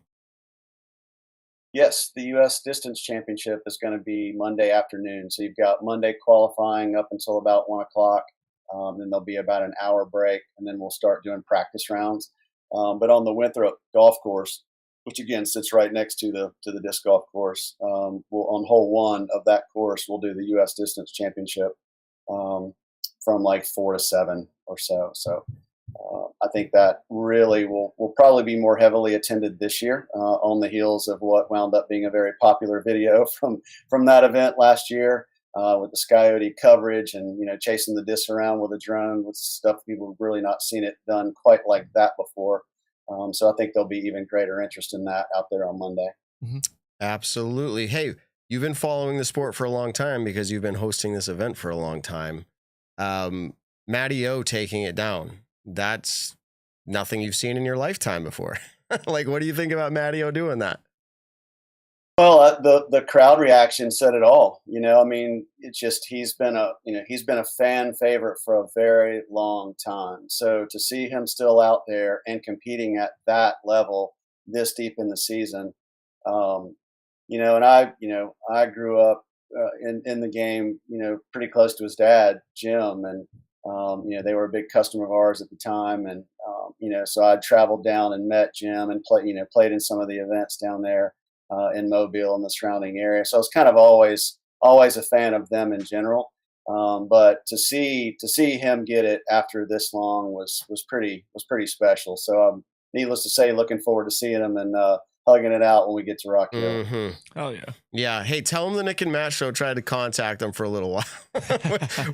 we tried every avenue we had. And honestly, I think they were the best avenues. I think he's just enjoying his day without any contact. And that's good for him. We're proud of that for him. So. Yeah, he probably is. It'll be an outstanding interview when you do get him. So it'll be worth it. You nailed it though, that the fans' response, and I was there trying to take in the fans' response as well as be one of the fans there, and definitely goosebumps and everything else. It was a really cool opportunity to be there for that. All right. Well, we're excited for your event. Again, we thank you for the donation of those VIP passes the last few weeks, and we hope people check out all that you have going on down there. And I know my time is coming to check it out as well. I'd be excited to do that. So thank you very much, JP. Is there anything we missed? I don't think so. If anybody has any questions, check out the website. Hit me up directly. I'm pretty easy to find. Would be glad to answer whatever questions people might have. But we sure hope that you'll consider coming to Rock Hill and celebrating 25 years of disc golf community excellence. From what it sounds like, it's going to be an absolute hell of a time. Yeah, absolutely. We're hoping so. I mean, that's that we're all. I mean, there's probably at any given point, there's probably 60 or 80 people a day now working on this thing. I mean, we've got teams of people that are that are going hard, and our staff will be somewhere between 150 and 200 for one venue. So it's an incredible endeavor on the part of many people. So shout out to my squad and for years of loyalty and belief in this, and for help making all of our disc golf dreams come true. Yep. Yeah, absolutely. Thank you very much for your time, and we'll be watching the success of the event from wherever we are, maybe in person. Thanks, JP. Thank you, guys. Have a great night. Yep, take it easy, JP. All right, everybody. Jonathan Poole. I'm just going to throw this out to the chat. Ben put up a poll. Who has the better beard? Jonathan Poole or Matt Graham? It's not even a question. Give it to JP. I will say this, in person, JP's got a badass looking beard. It's awesome. Yeah. It's awesome. It's a little bit longer than yours, I think. It is. It's you're a little bit more filled out in the sense, like, I think it's a little bit wider, but he kind of has it more like it's nice and even, Matt. Exactly. You could probably, I can get there. I can get there. Get there. Yeah, we don't need to. Someone said Nick shouldn't even be on this call right now. Nick shouldn't even be on the call. People in person at MVP. Wow, your beard looks bigger in person. And I'm like, maybe you haven't watched in a while. It's funny because when I look back on old episodes, it's you just slowly see it It's grow. so weird. We got to do a time lapse. Okay. That'd be funny. Actually. We're going to move into a few other topics, but I just wanted to run through some of the questions that we did have lined up for Matteao. If there's any that stand out where you're like, dude, it's an obvious answer, then like, tell me. I think JP actually answered this one. What is it about you? This was going to be a Matty as a player that resonates with so many fans. What is it about the Simon-like players, the Matteao players, and then pick whoever else? Kristen's Tatar. Yeah. I feel like Kristen's a little different in this park, and so is Paul McBeth. I agree. Yep, Kristen and Paul McBeth are a little different. Yeah, but we the kind of Simon, put both of them different than what a Simon. There's and a two different Matteao types is. here. Yeah. Simon responds to the fans, right? Like he was the one who's like, I'm going to show them what they want to see, which is excitement, right? Matty O, He is a showman as well. Yeah. I want to give the fans that reaction that they love. You play into that, the fans love you back. That's what's happened after 20 years of him trying to win these events. That's how I see it. Do you think that's what resonates with the fans too, Evan, Nick, Ben? I think it's a little bit of just like, I don't like. I'm trying to figure out like the humor of Matteao. Is he just like, he doesn't try to be funny, but he just like his presence is just like fun and joyful. That's not a word, enjoyful, but that's what I want to say. Yeah. So I'm going to say it. It's just, he has this presence when he talks, you're just like, man, let's go. Kind of has a little bit of the Southern drawl. He has the huge love for Alabama football. Mm-hmm. It just like all gets put together, and it's a fun kind of just personality that he has put on. I think it's very distinctly different than Simon, and then like Kristen and Paul and different kind of fan favorites. And Nate Sexton's totally different too. That's another fan favorite. They're all so different, and Matteao kind of has his little slice of the pie and his type of personality. I think watching Matteao win, excuse me, on hole 18, and everyone just rushing over cheering Matteao, or like Matty, whatever. I literally was sitting there. I was like, "Is there a person at this course right now who dislikes Matt Oram?" They're like, "I really wanted." Almost every other player, you can say, "Yeah, people dislike them." Like, fans of the Ricky, king of hot takes. Yeah, fans of Ricky may not like Paul. Fans of Paul may not like Ricky. Like, that's a kind of a rivalry thing. And then you would not have heard the chanting. You would not. Yeah. Isaac Robinson taps in as a world champ, and he taps in here the next event. You would have heard a roar. Yeah. But you would have not have heard Isaac. You wouldn't have heard that. Like, there was this next level. Let's carry Matteao to the finish. Like, it was really, really special to be there. Yeah. Yeah. What I was trying to say is the king of hot takes, Drew Gibson, which I say that with love. His social media is entertaining. He goes, Matteao is was it your favorite player's favorite player, or it's like your pro's favorite something player, like that, something along that. Yeah. And I think it's kind of fun to word it that way. If your favorite player is Simon, well, Simon's favorite player is Matteao. I don't know if that's true or not, but that's kind of how it feels. Seeing a bunch of the players tapping out and then hanging out by hole 18, they were all stoked for Matteao. I don't think a single person there was like, I kind of hope Matteao bogeys this. And Gossage gets it. Like, no hate to Gossage, of course. It's just the so much love to Matteao or Eagle or Simon or anyone else in the mix. I mean, people are saying that Simon on hole 17 literally congratulated Matteao on live coverage. Yeah, I didn't even know that actually. I told you, Matt. Did I not tell you that? We were watching on the big screen on hole 18, and talking. And I was like, Simon just mouthed Matteao. Like, he's probably like congratulating him or something. I was clapping. So, dude, that's so cool. I can read lips. Yeah, so that's badass. So we can't answer this one, but man, it's one I kind of wanted to know. And it may seem obvious, but I wanted to hear his response. That's why an interview is a good interview. Did you ever think the time would come to win an elite event, or had you mentally checked off that it might never happen? Now, as a competitor, he's always trying for that. Do you think he ever settled with himself? That he's like, it just may never happen. I think for how good, and I'm not going to answer for him. Don't get me wrong. That's what I'm saying. Just we don't thinking know. In like, let's say a Matteao, for how well he's done at these events, podium finishes, world's lead cards, stuff like this. Like, he had to know that it was probably. I don't think he ever gave up on it. Is pretty much what I'll say. I don't think he ever gave up on the idea that he could win an Elite Series event. No, I think let me rephrase. I don't think as a competitor he would ever give up on trying and thinking that he could. Yeah.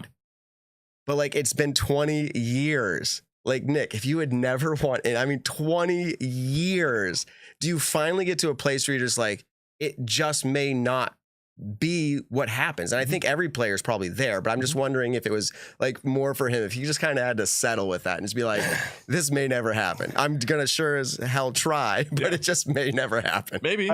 Maybe.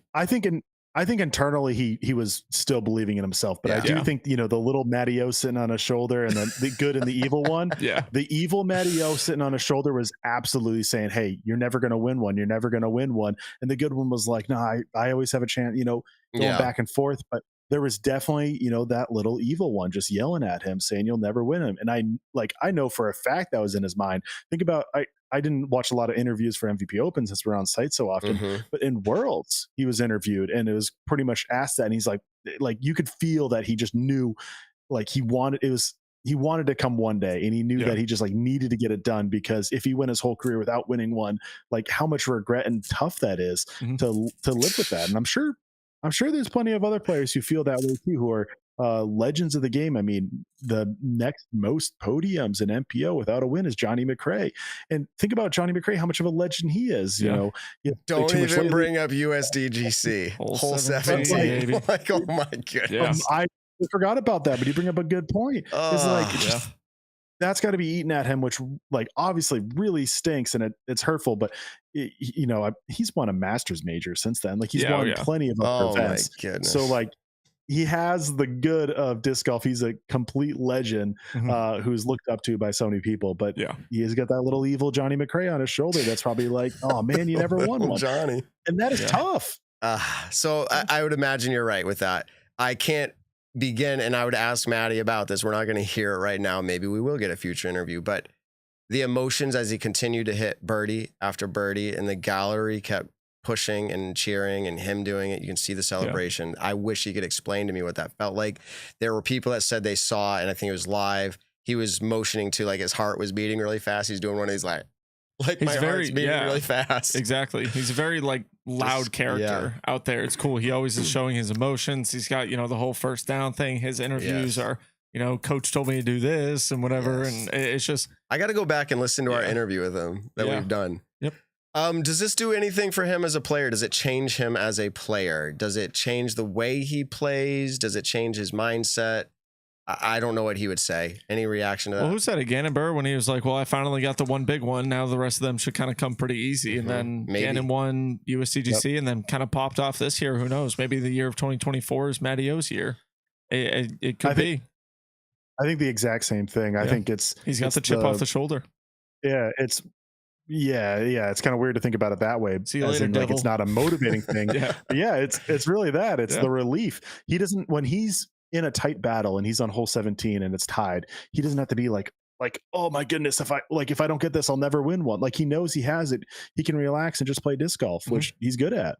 And so it's one of those things where, like, I wouldn't be surprised if he won like 2 or 3 next year or for the rest of this year. Yeah. But it's also not like I'm not going to pick him to win multiple next year. Still, like, it's still a ginormously tough field. I mean, we know, Ben, we know I haven't been able to speak. I've been the biggest believer of Matteao in this room, in this. Everyone made fun of me when I picked Matteao. Go back to 2 years ago. But who caddied for Matteao? I caddied for Matteao MVP Open. He was on lead card. But did final you pick round. Matteao this weekend? No. I picked Ezra because he was sitting right there. Yeah, and I picked Gannon. So it was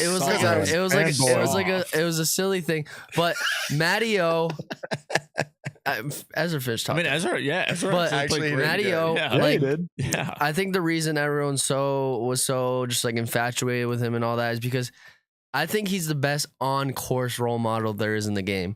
I've never seen him get angry, mad, punch something, swear. He's always just like so happy and exuberant.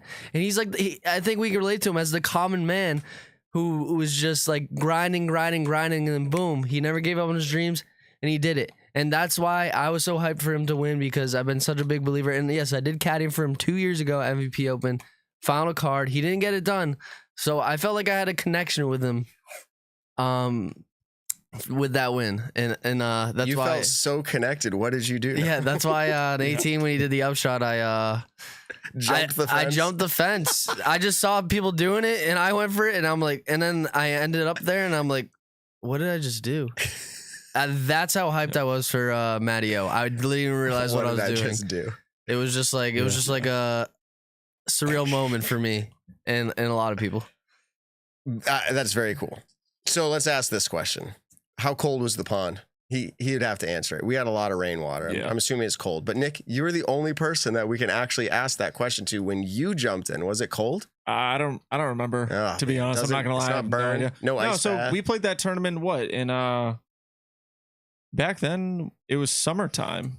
It was June when we played that tournament, because that year the Maple Hill Open was in like June. Probably warm. So yeah, because I remember. No, it was in August. I lied. It was in August because my parents couldn't come to the event because my sister was getting picked up in New York.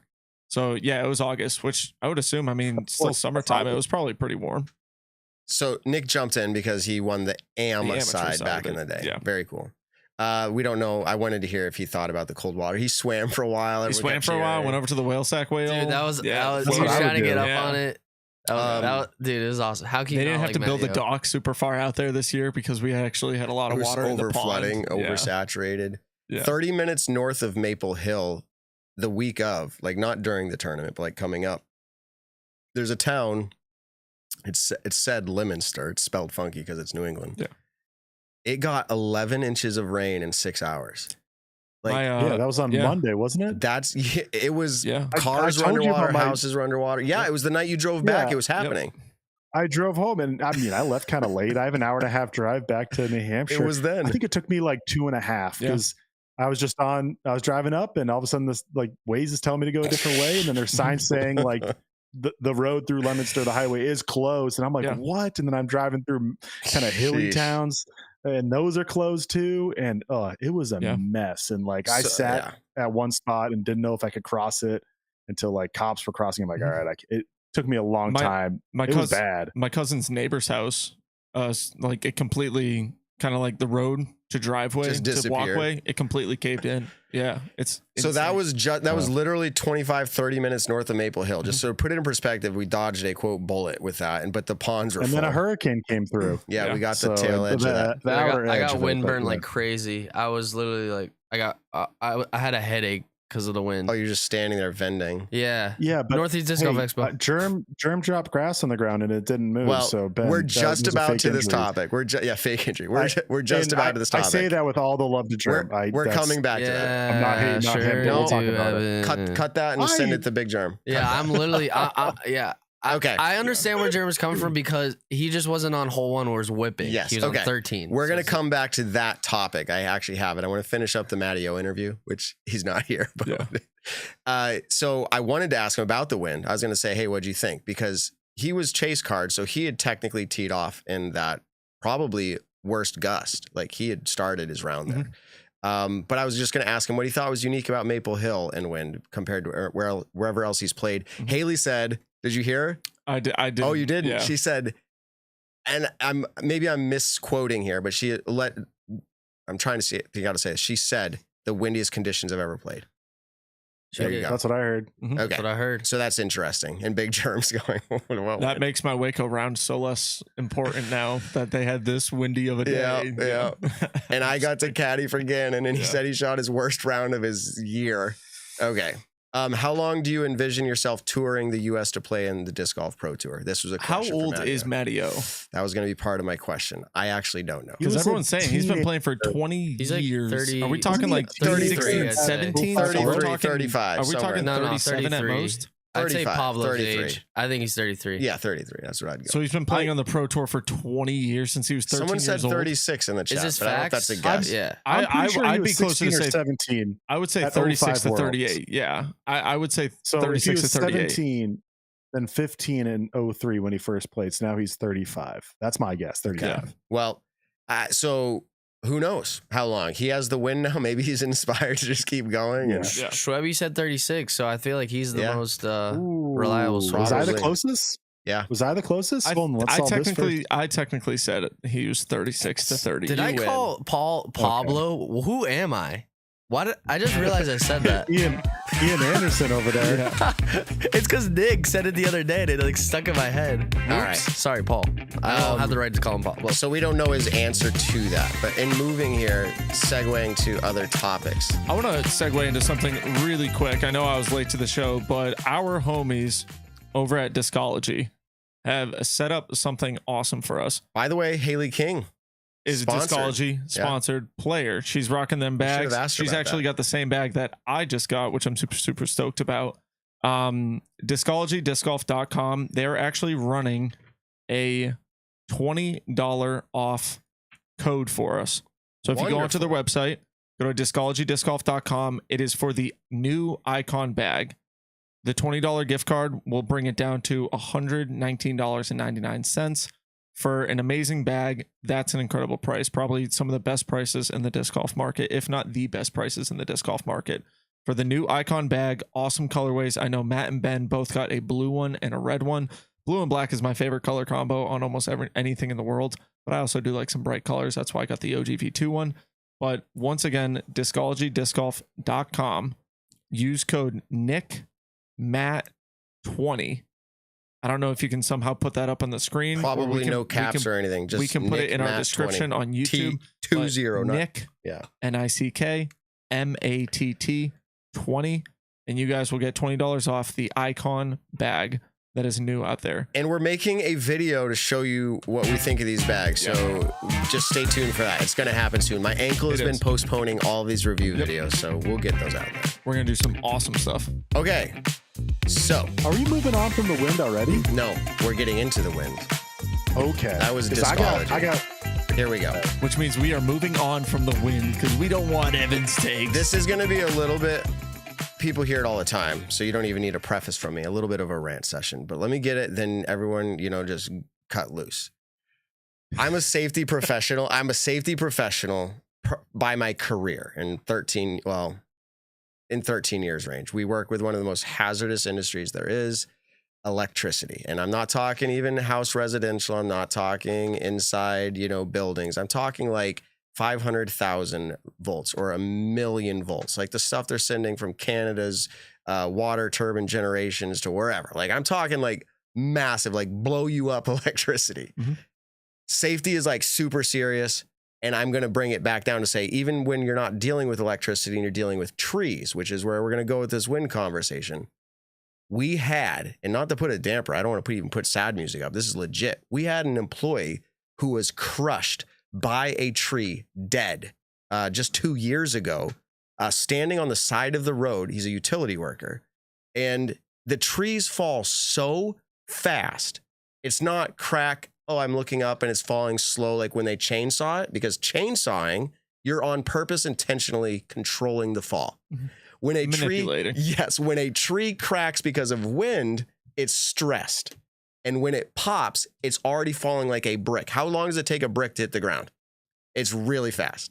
You like snap your fingers. Give me the equation for gravity. Trees will fall that fast. Now, 9.8 meters per second squared. Just to put that into perspective, when do you call that trees might fall over? Do you wait till a tree falls over and then say, oh, we probably should have called it before the tree fell over, or somebody dies, and then everybody goes, oh my goodness, why were we playing in this wind? And so I'm just setting the stage with that first. Now, I was caddying for Gannon. True privilege, true honor. Thank you, Gannon. We were out there on hole 7's tee pad, and I live here in New England. Wind, I know what it is and what it isn't when it's here. When you're in the woods of Maple Hill or any of the woods around here, you're looking up for what you call widowmakers, which is just dead branches everywhere. Trees take those down all the time. I mean, wind does. We're on hole 7, and it got so windy, and some people will laugh, but when you're standing in the woods and it's probably just about peaking out at 50 miles an hour in the woods, 50. Yeah. Like, that's almost faster than I throw a disc. I could have thrown straight into it. Yeah. It just hovers there. But I literally look at the group we're with. It's Cole Redolin, Gannon Burr, the caddy, and he didn't talk the whole round. Was it Marweed? I think it might have been Marweed. As in, like, he's just a quieter player. He's a quiet guy. But I looked around to the group and I said, guys, I'm kind of joking, but I'm being serious. Like, I don't mean to be a downer. I said, listen for a crack and be ready to sidestep a tree. Mm-hmm. I literally had those words come out of my mouth. Like, it wasn't like, oh, we're waiting for a horn or anything. It's just like, this was the moment and this is what I'm thinking. We get up the fairway, the horns blow. The players, competitive as they are, were like, oh man, it's going to be unfair because other cards didn't go out. Like, they're thinking the competitive mindset. Absolutely. Mm-hmm. The play here that the Pro Tour made, and I'll even address that in a minute, was to stop it for this high gust period, which was about an hour and a half, and to resume it when winds returned to what they were, not when they were gone. Yeah. Because at first I said, this is going to be unfair. Absolutely. Yeah. You're stopping the play. The lead card hadn't gone off. We're halfway through the round. Yeah. But if they plan to return it when winds were back to the 30 miles an hour, then I say, okay, cool, whatever. But I want to get two things straight here. Safety concern, absolutely. People who are making jokes about it, I don't fault you. You don't live here, you don't know. But it was an absolute safety concern. And if somebody did get crushed by a tree, it's very possible that Seth Muncy goes to jail. Just is what it is, because he's the guy, and this is where the point comes for the Pro Tour. Jeff Spring has nothing to do with these calls. Mm-hmm. they've done that on purpose so that it can't be swayed by money, profits, whatever, right? Like, no, we need this to happen. So Seth Muncie is the final call on this. And he has a standard that he follows. And he said he did not want to see the lead card tee off and have 1,000-person gallery step into the woods with that current gust that almost went up to 50 miles an hour. A tree taking out one person is bad, taking out more is another. Some people can say it didn't happen, but that's the game of what if. And if it did happen, again, it's a very serious thing. Being able to say that it didn't happen rather than it did happen. Realistically, I think that's one big area that a lot of people aren't realizing is the amount of people that were there, especially on the weekend days. I mean, Thursday when people were there, the parking lots were overfilled because of how many actually how many people came out to the event. So now imagine on Saturday, it's the first weekend day. People are excited to go out and watch all the carts for the FPO and the MPO. I mean, you're bringing all these people to 3, 4, 5, 6, 7, the 8 holes. They're under trees. People on 14, they're under trees by the basket. There's people littered all over the course, and all it does is take that one freak accident to just completely shut down the tournament. It changes lives. Everything. It changes. Everything lives. is done. It really does. So I like being able to say that we'll be able to see the MVP Open next year rather than the event's never going to happen again because someone died on the property and now all of a sudden you just have lawsuit on lawsuit on lawsuit potentially. So that's kind of my take. Now I'll pass it over to Evan with this preface. Big term on the top of hole 11, right? I'm assuming right after the horns are blown, showing that there's no wind. And I just want to say I'll leave my judgment.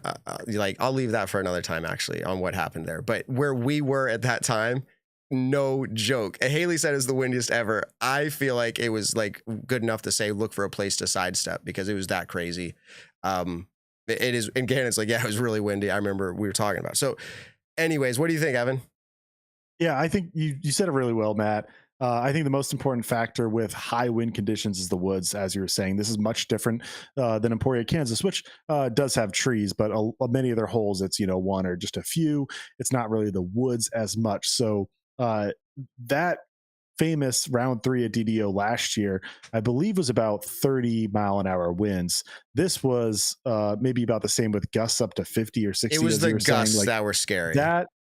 That is way stronger and in the woods. So it clears really, really unsafe. I don't want to hear any players who have to, AM or pro who play in the Midwest who be like, I played in windier conditions because that's tough. I wouldn't want to live somewhere that's windy. I get that you want to kind of strong arm someone. Yeah. We do the same thing when it snows in North Carolina. We're like, well, you're closing schools for an inch. Stop it. It's like true. Everywhere. And you know what? That's a great point, Evan. I'm jumping in because the point you just made needs to be reiterated. It's not because they get 1 inch. It's usually because it ends up being icy. And when we hear 1 inch, we think, oh, what are you guys, wimps down there? We can drive in 30 inches. Yeah. But the difference is theirs is icy, and we don't usually experience that as much. And that's the difference here. If you have 50 mile an hour winds somewhere and then you hear we get 50, you're like, what's the big deal? But the difference is we got all these dead trees in the woods. So that was a great point, Evan. Add in, you mentioned the rain. This is something I didn't know before like a week ago, is when it rains a lot, the soil gets softer. Trees are more susceptible. Wow, that's a hard word to say. I'm not good at saying words either. To falling down because of the damp ground. Yeah. And so you're at an added risk because of all that. If you have, lots of widowmakers, there's lots of things to think about. And Nick, you made a great point about all the spectators. All people are important. That's the baseline. But how I think of it is all the players on the course, that's a constant variable throughout the whole day. It's going to be the same amount until lead card finishes up. That's the constant no matter what. But when you have lead and chase cards going out, you have hundreds to thousands of more fans covering every inch of the fairway in greens. If a tree falls, it'd be hard for it to not hit somebody. Yeah. Whereas if it's just 4 people or some caddies, there's a lot of space where it could go and be away from people. But that's not to say you don't want to risk lives earlier in the day than later. Of course, there's the gust getting factored into. There's a lot of different things. And this is what Seth Muncie's doing. Look, people struggle to move out of the way from a disc that's coming at them, and I saw that many a time so far this year on the Pro Tour. People struggle to move out of the way of a disc. Now picture a freaking tree going at you. There's some people just don't have good reflexes. I'm not faulting them, But and you don't even have to have bad reflexes to get hit by a for tree. how That quick was it my can point. go down. Yeah. So anyway, sorry, Evan, I cut you off. And no, that's all good. I'm like, I was just pretty much piggybacking on what you guys said, but I do want to address what Germ did just real quick. I have all the love to Germ. He's a fantastic guy, but I did not like these stories. And I'm sure he, after the fact, is like, maybe that wasn't the best, or learn more afterwards. But I think maybe his issue is miscommunication. I don't know how well it was addressed from the staff to the players, and restart times and all that. That can be really tricky. And I understand it can be stressful that you don't know when. Sure, go ahead, Matt. Yeah, because I was there and I literally asked, I turned again and I said, how do they communicate this to you? Like, because the horn blew. Yeah. I said, so where are you going? Like a social media group, emails, like text? He goes, I don't know. And so for what it's worth, he didn't know immediately. It's not like the horn blows, the text message goes out. So we didn't know. They were waiting. Gannon, everybody was waiting, just like everybody else, to find out what the proposed update was, if you will. So nobody did know. So Big Germ didn't know.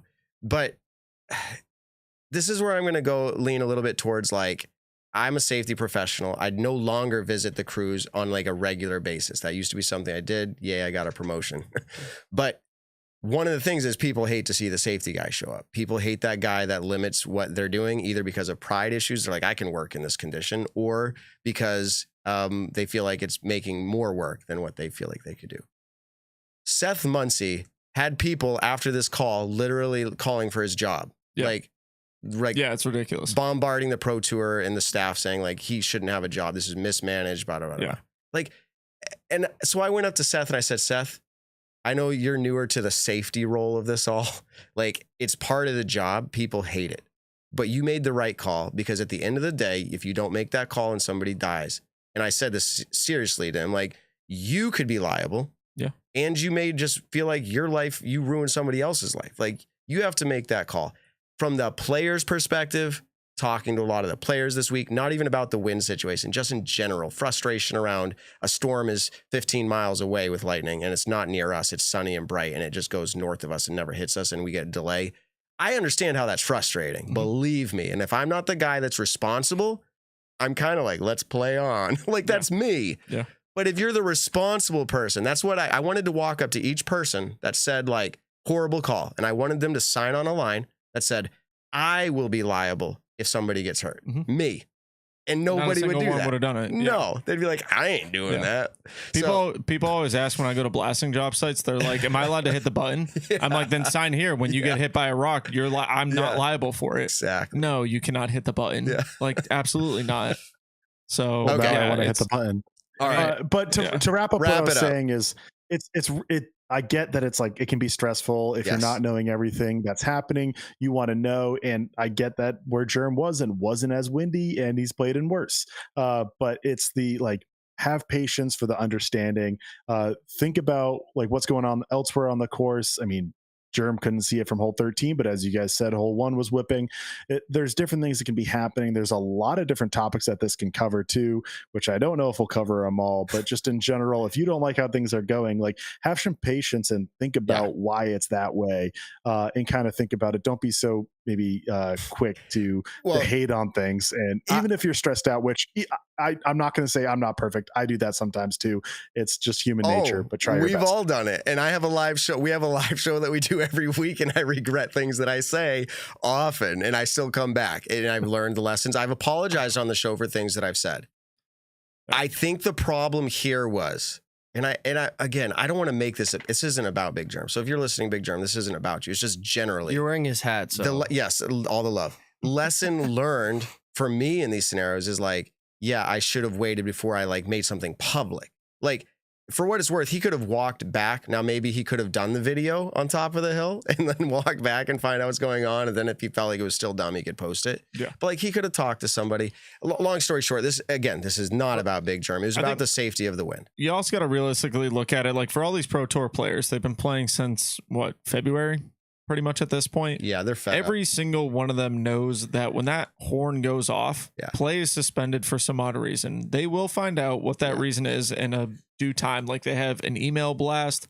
Pretty sure they get a text blast, and it's up on you. Like, when I went to look at scores on Saturday, I saw that it was in a wind delay. The first thing that I see on UDisc is this massive red banner, wind delay. And I'm like, oh, no way. Like, that's kind of crazy. And so these players, when that horn blows, they know play suspended. It doesn't really matter for what reason. Play is suspended. You brought up a great point. And I actually told this to Seth. Now, Seth is human like any of us. He's the guy who gets to make the call on safety stuff. Again, it's not tied to the top, meaning they can't persuade him and twist his arm. Okay. I did say one thing, and he's like, oh, maybe I'll talk to our communications group or whatever. To post out wind delay as a PR thing does come across as very like not positive. To the people who are out west, they're like, what in the heck is a wind delay? It could possibly have been changed to just simply say safety delay. And then it could describe in a little parentheses below, like, you know, dead trees and wind cause the possibilities of people being crushed. You know, like you say it that way, and I think people are less likely to be like, what's this wind delay? It's like, no, there's something else. Okay, so take us from the East Coast. Yeah. I saw wind delay, and I'm like, that makes total sense. Well, you get it from the East Coast. I get it because I'm from the East Coast.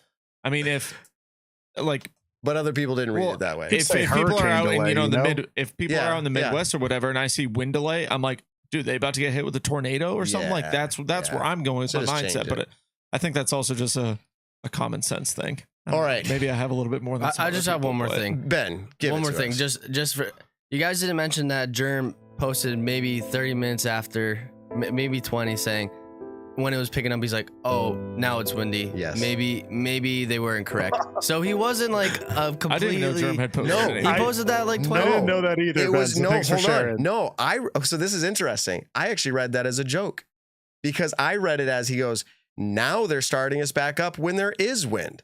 That's how I heard it, which was still a dig. That's the way I read it. I thought it was like, he goes, now look, it's windy. Now we're starting. Like, that's how I heard it. I thought he was just saying like, no, it is windy. Maybe they did make the right call. But I also think part of his reason might have been because of the competition wise. I don't think it was just because of wind. It could have been like because lead cards about to tee off. There's a bunch of factors.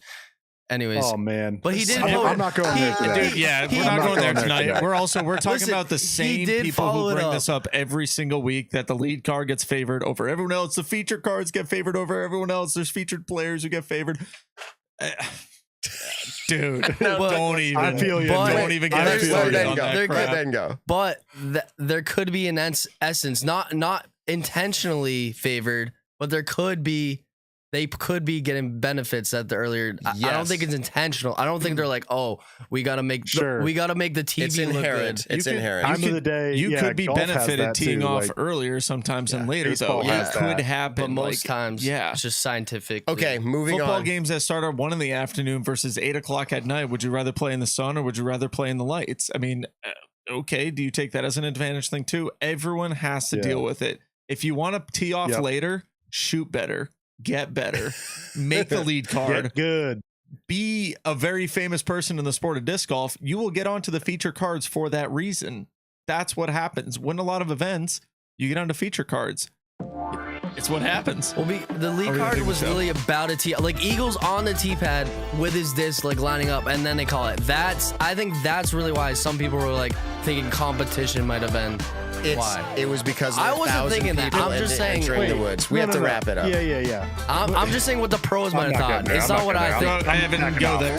As we finish up, I'm just gonna say, like, blowing the horn literally right before they tee off sounds like a huge disadvantage. Like, they're like I'm thinking baseball here. There's a lot of other sports you can put an analogy to, but I'm gonna go baseball.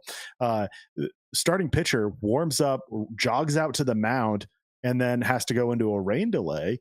And that's like the worst thing ever, because then you're sitting cold and that pitcher might not even pitch anymore. And so like having your warm up lead right into when you tee off is pretty crucial. And so I think like you could argue it's a disadvantage, same as other players having to stop and get cold. But again, it's the same, right? Every player is stopping at the same time. Everyone is getting cold. Sorry for the people who did have to play the whole round. Don't get me wrong.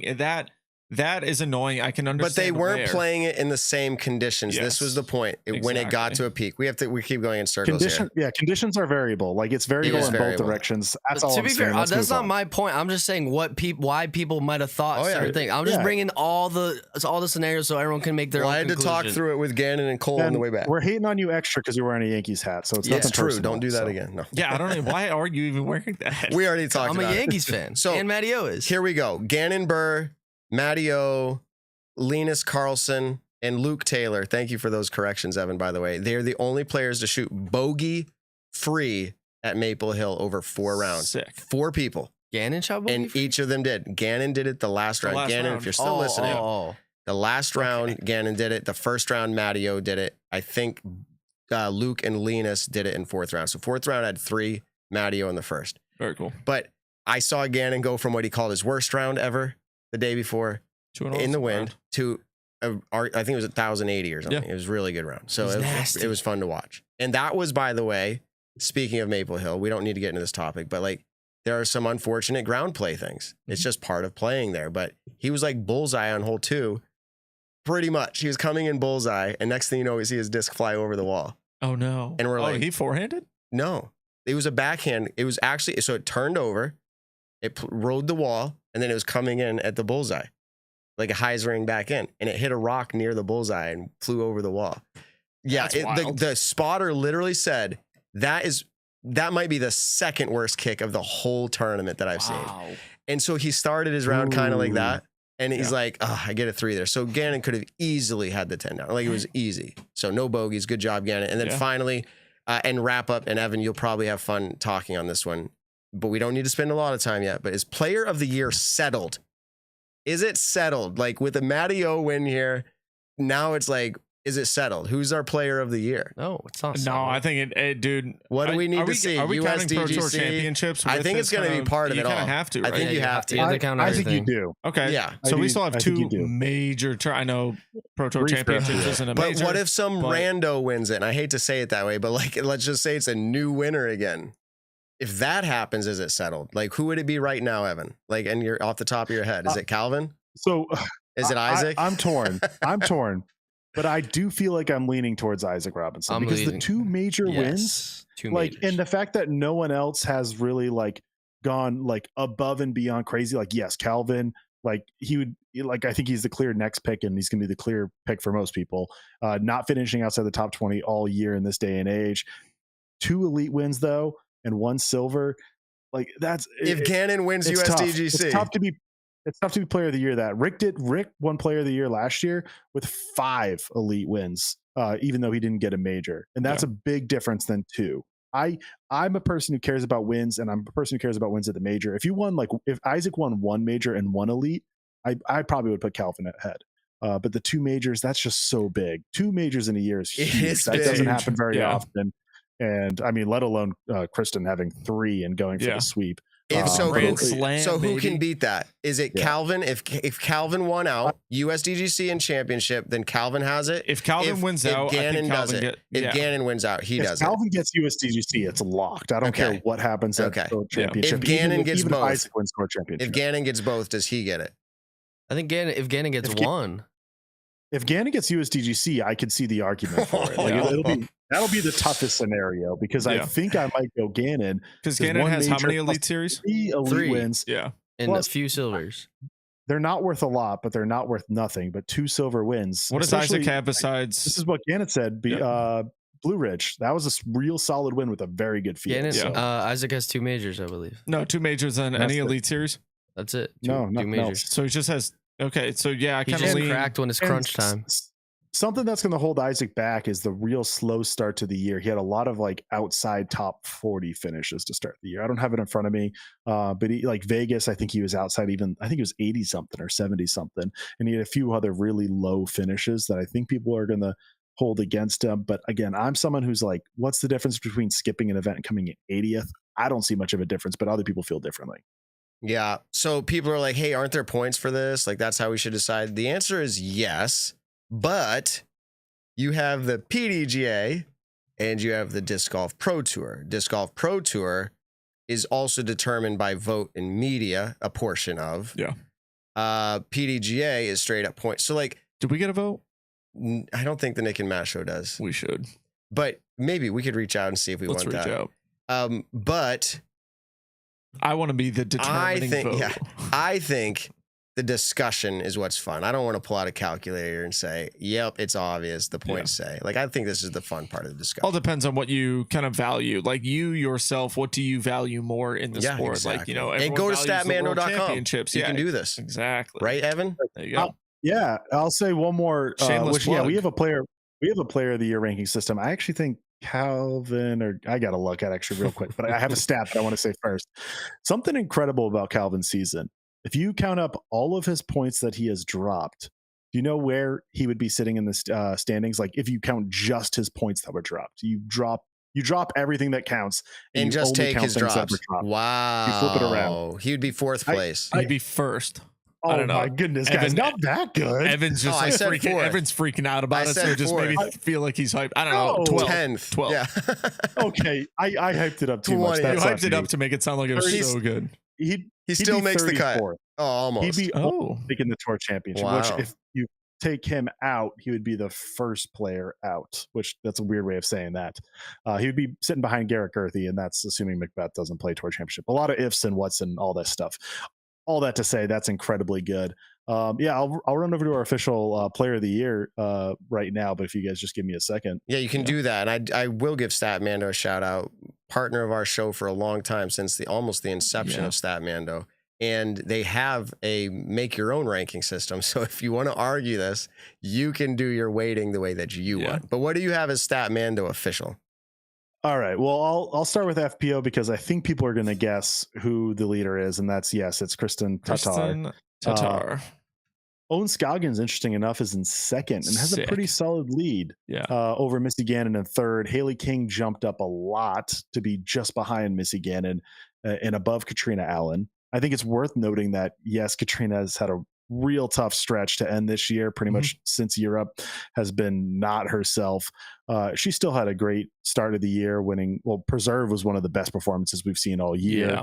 And then she also won Vegas, and I think that's it, but has had a few good other finishes. So worthy to be in the conversation as well. And MPO, it goes against my personal judgment, but that's okay. That's why you have all these different things. Calvin Heimberg, number one, but it is less than 100 points, which Calvin Heimberg's at 4,500 points. Gannon Burr's at 4,408. Calvin's at 4,501. Excuse me. So a little under 100 points difference from 1 to 2. Isaac Robinson's 3, and Eagle McMahon's 4 with Simon Lizotte 5. So real interesting there. I think it'll be exciting how the season It's going to be exciting, but U.S. Women's is up next, and that is something that is always a break, if you will, from MPO action. Sometimes you'll see MPO players out there caddying. I think we saw Paul do that for Hannah one year. Yeah. But Paul is probably going to be a new I don't dad think Hannah's right playing. around. Hannah's not playing. I couldn't. Shout out, Hannah. I really hope so. Yeah. Shout out, Hannah. So we made it to that point. No, in we the gotta make show, some so we'll picks. Close it out. Wait, we gotta make it's some already. picks. That was the Women's, fastest we just have to 2 do hours one ever. pick. We just have to do one pick. 2 we hours, just have to 20 make a minutes? pick. Wow. That was a fast show. Wait, what course is it on? New courses. It's Yeah. so What? U.S. Women's. It's North Carolina, I'd assume. Hailey King. It is not a bad just pick, outside Raleigh now. Raleigh. It's North going to be Carolina, I Kristen. believe. That's why I'm going to vote Kristen. Okay, I'm going Haley. Watch how this works. We should maybe do a non-Kristen pick because I'm gonna go Kristen. I've never picked Kristen in my All life. right, I'll do. If I do a non-Kristen pick, it'll be Hailey. All right, that's good. I think Valerie Mandahano. I gotta check registration, but I'm really tempted Missy to go Gannon. Evelina Salonen, but I also don't know the courses. Last year they were kind of shorter, and I'm going Cal Merch. I'm all torn up. I kind of want to go Evelina just for the fun of it. I'm really rooting for her to get one. Haley, Evelina, and Ben says cat merch. But we're not doing pop picks? Not enough preparation, or I got mine set. So. Let's we'll do pop picks in our group chat. We'll talk about them next week. How about that? Give me a little time to prep on it. Unless you want to do pop picks now, I'll pop pick now. Macy Valdez. I mean, all right, here we go. We're going. Holly Finley. I'm going Allie Smith. Holly Finley's Lucky. my pop pick every time. Yes. I'm going Lucky. Let's go. All right. Awesome. Well, everybody, I know I tuned into the show late, but I do want to say one thing really quick, and this is kind of on a more serious note. We talk about it every single week. 7 years ago, I lost my best friend in a motorcycle accident. 7 years ago to this day, he was an older brother to me, my cousin, and my best friend. And if there's one person in the world that I wish I could say I love you to, it would be my cousin Danny right now. And so every single week we tell you guys to tell someone you love them. You never know when that last opportunity you are going to have with them is. So please, thank you for tuning into the show tonight. Like, comment, subscribe. Please, please, please tell someone you love them this week. We'll catch you in the next one. Ben, you're awesome. Evan, you're awesome. Nick, you're awesome. Love you all. Peace out, everybody. Peace. The Nick and Matt Show, a disc golf podcast designed for you, the disc golfer. Find the Nick and Matt Show on your favorite podcast platforms or join the conversation live on YouTube.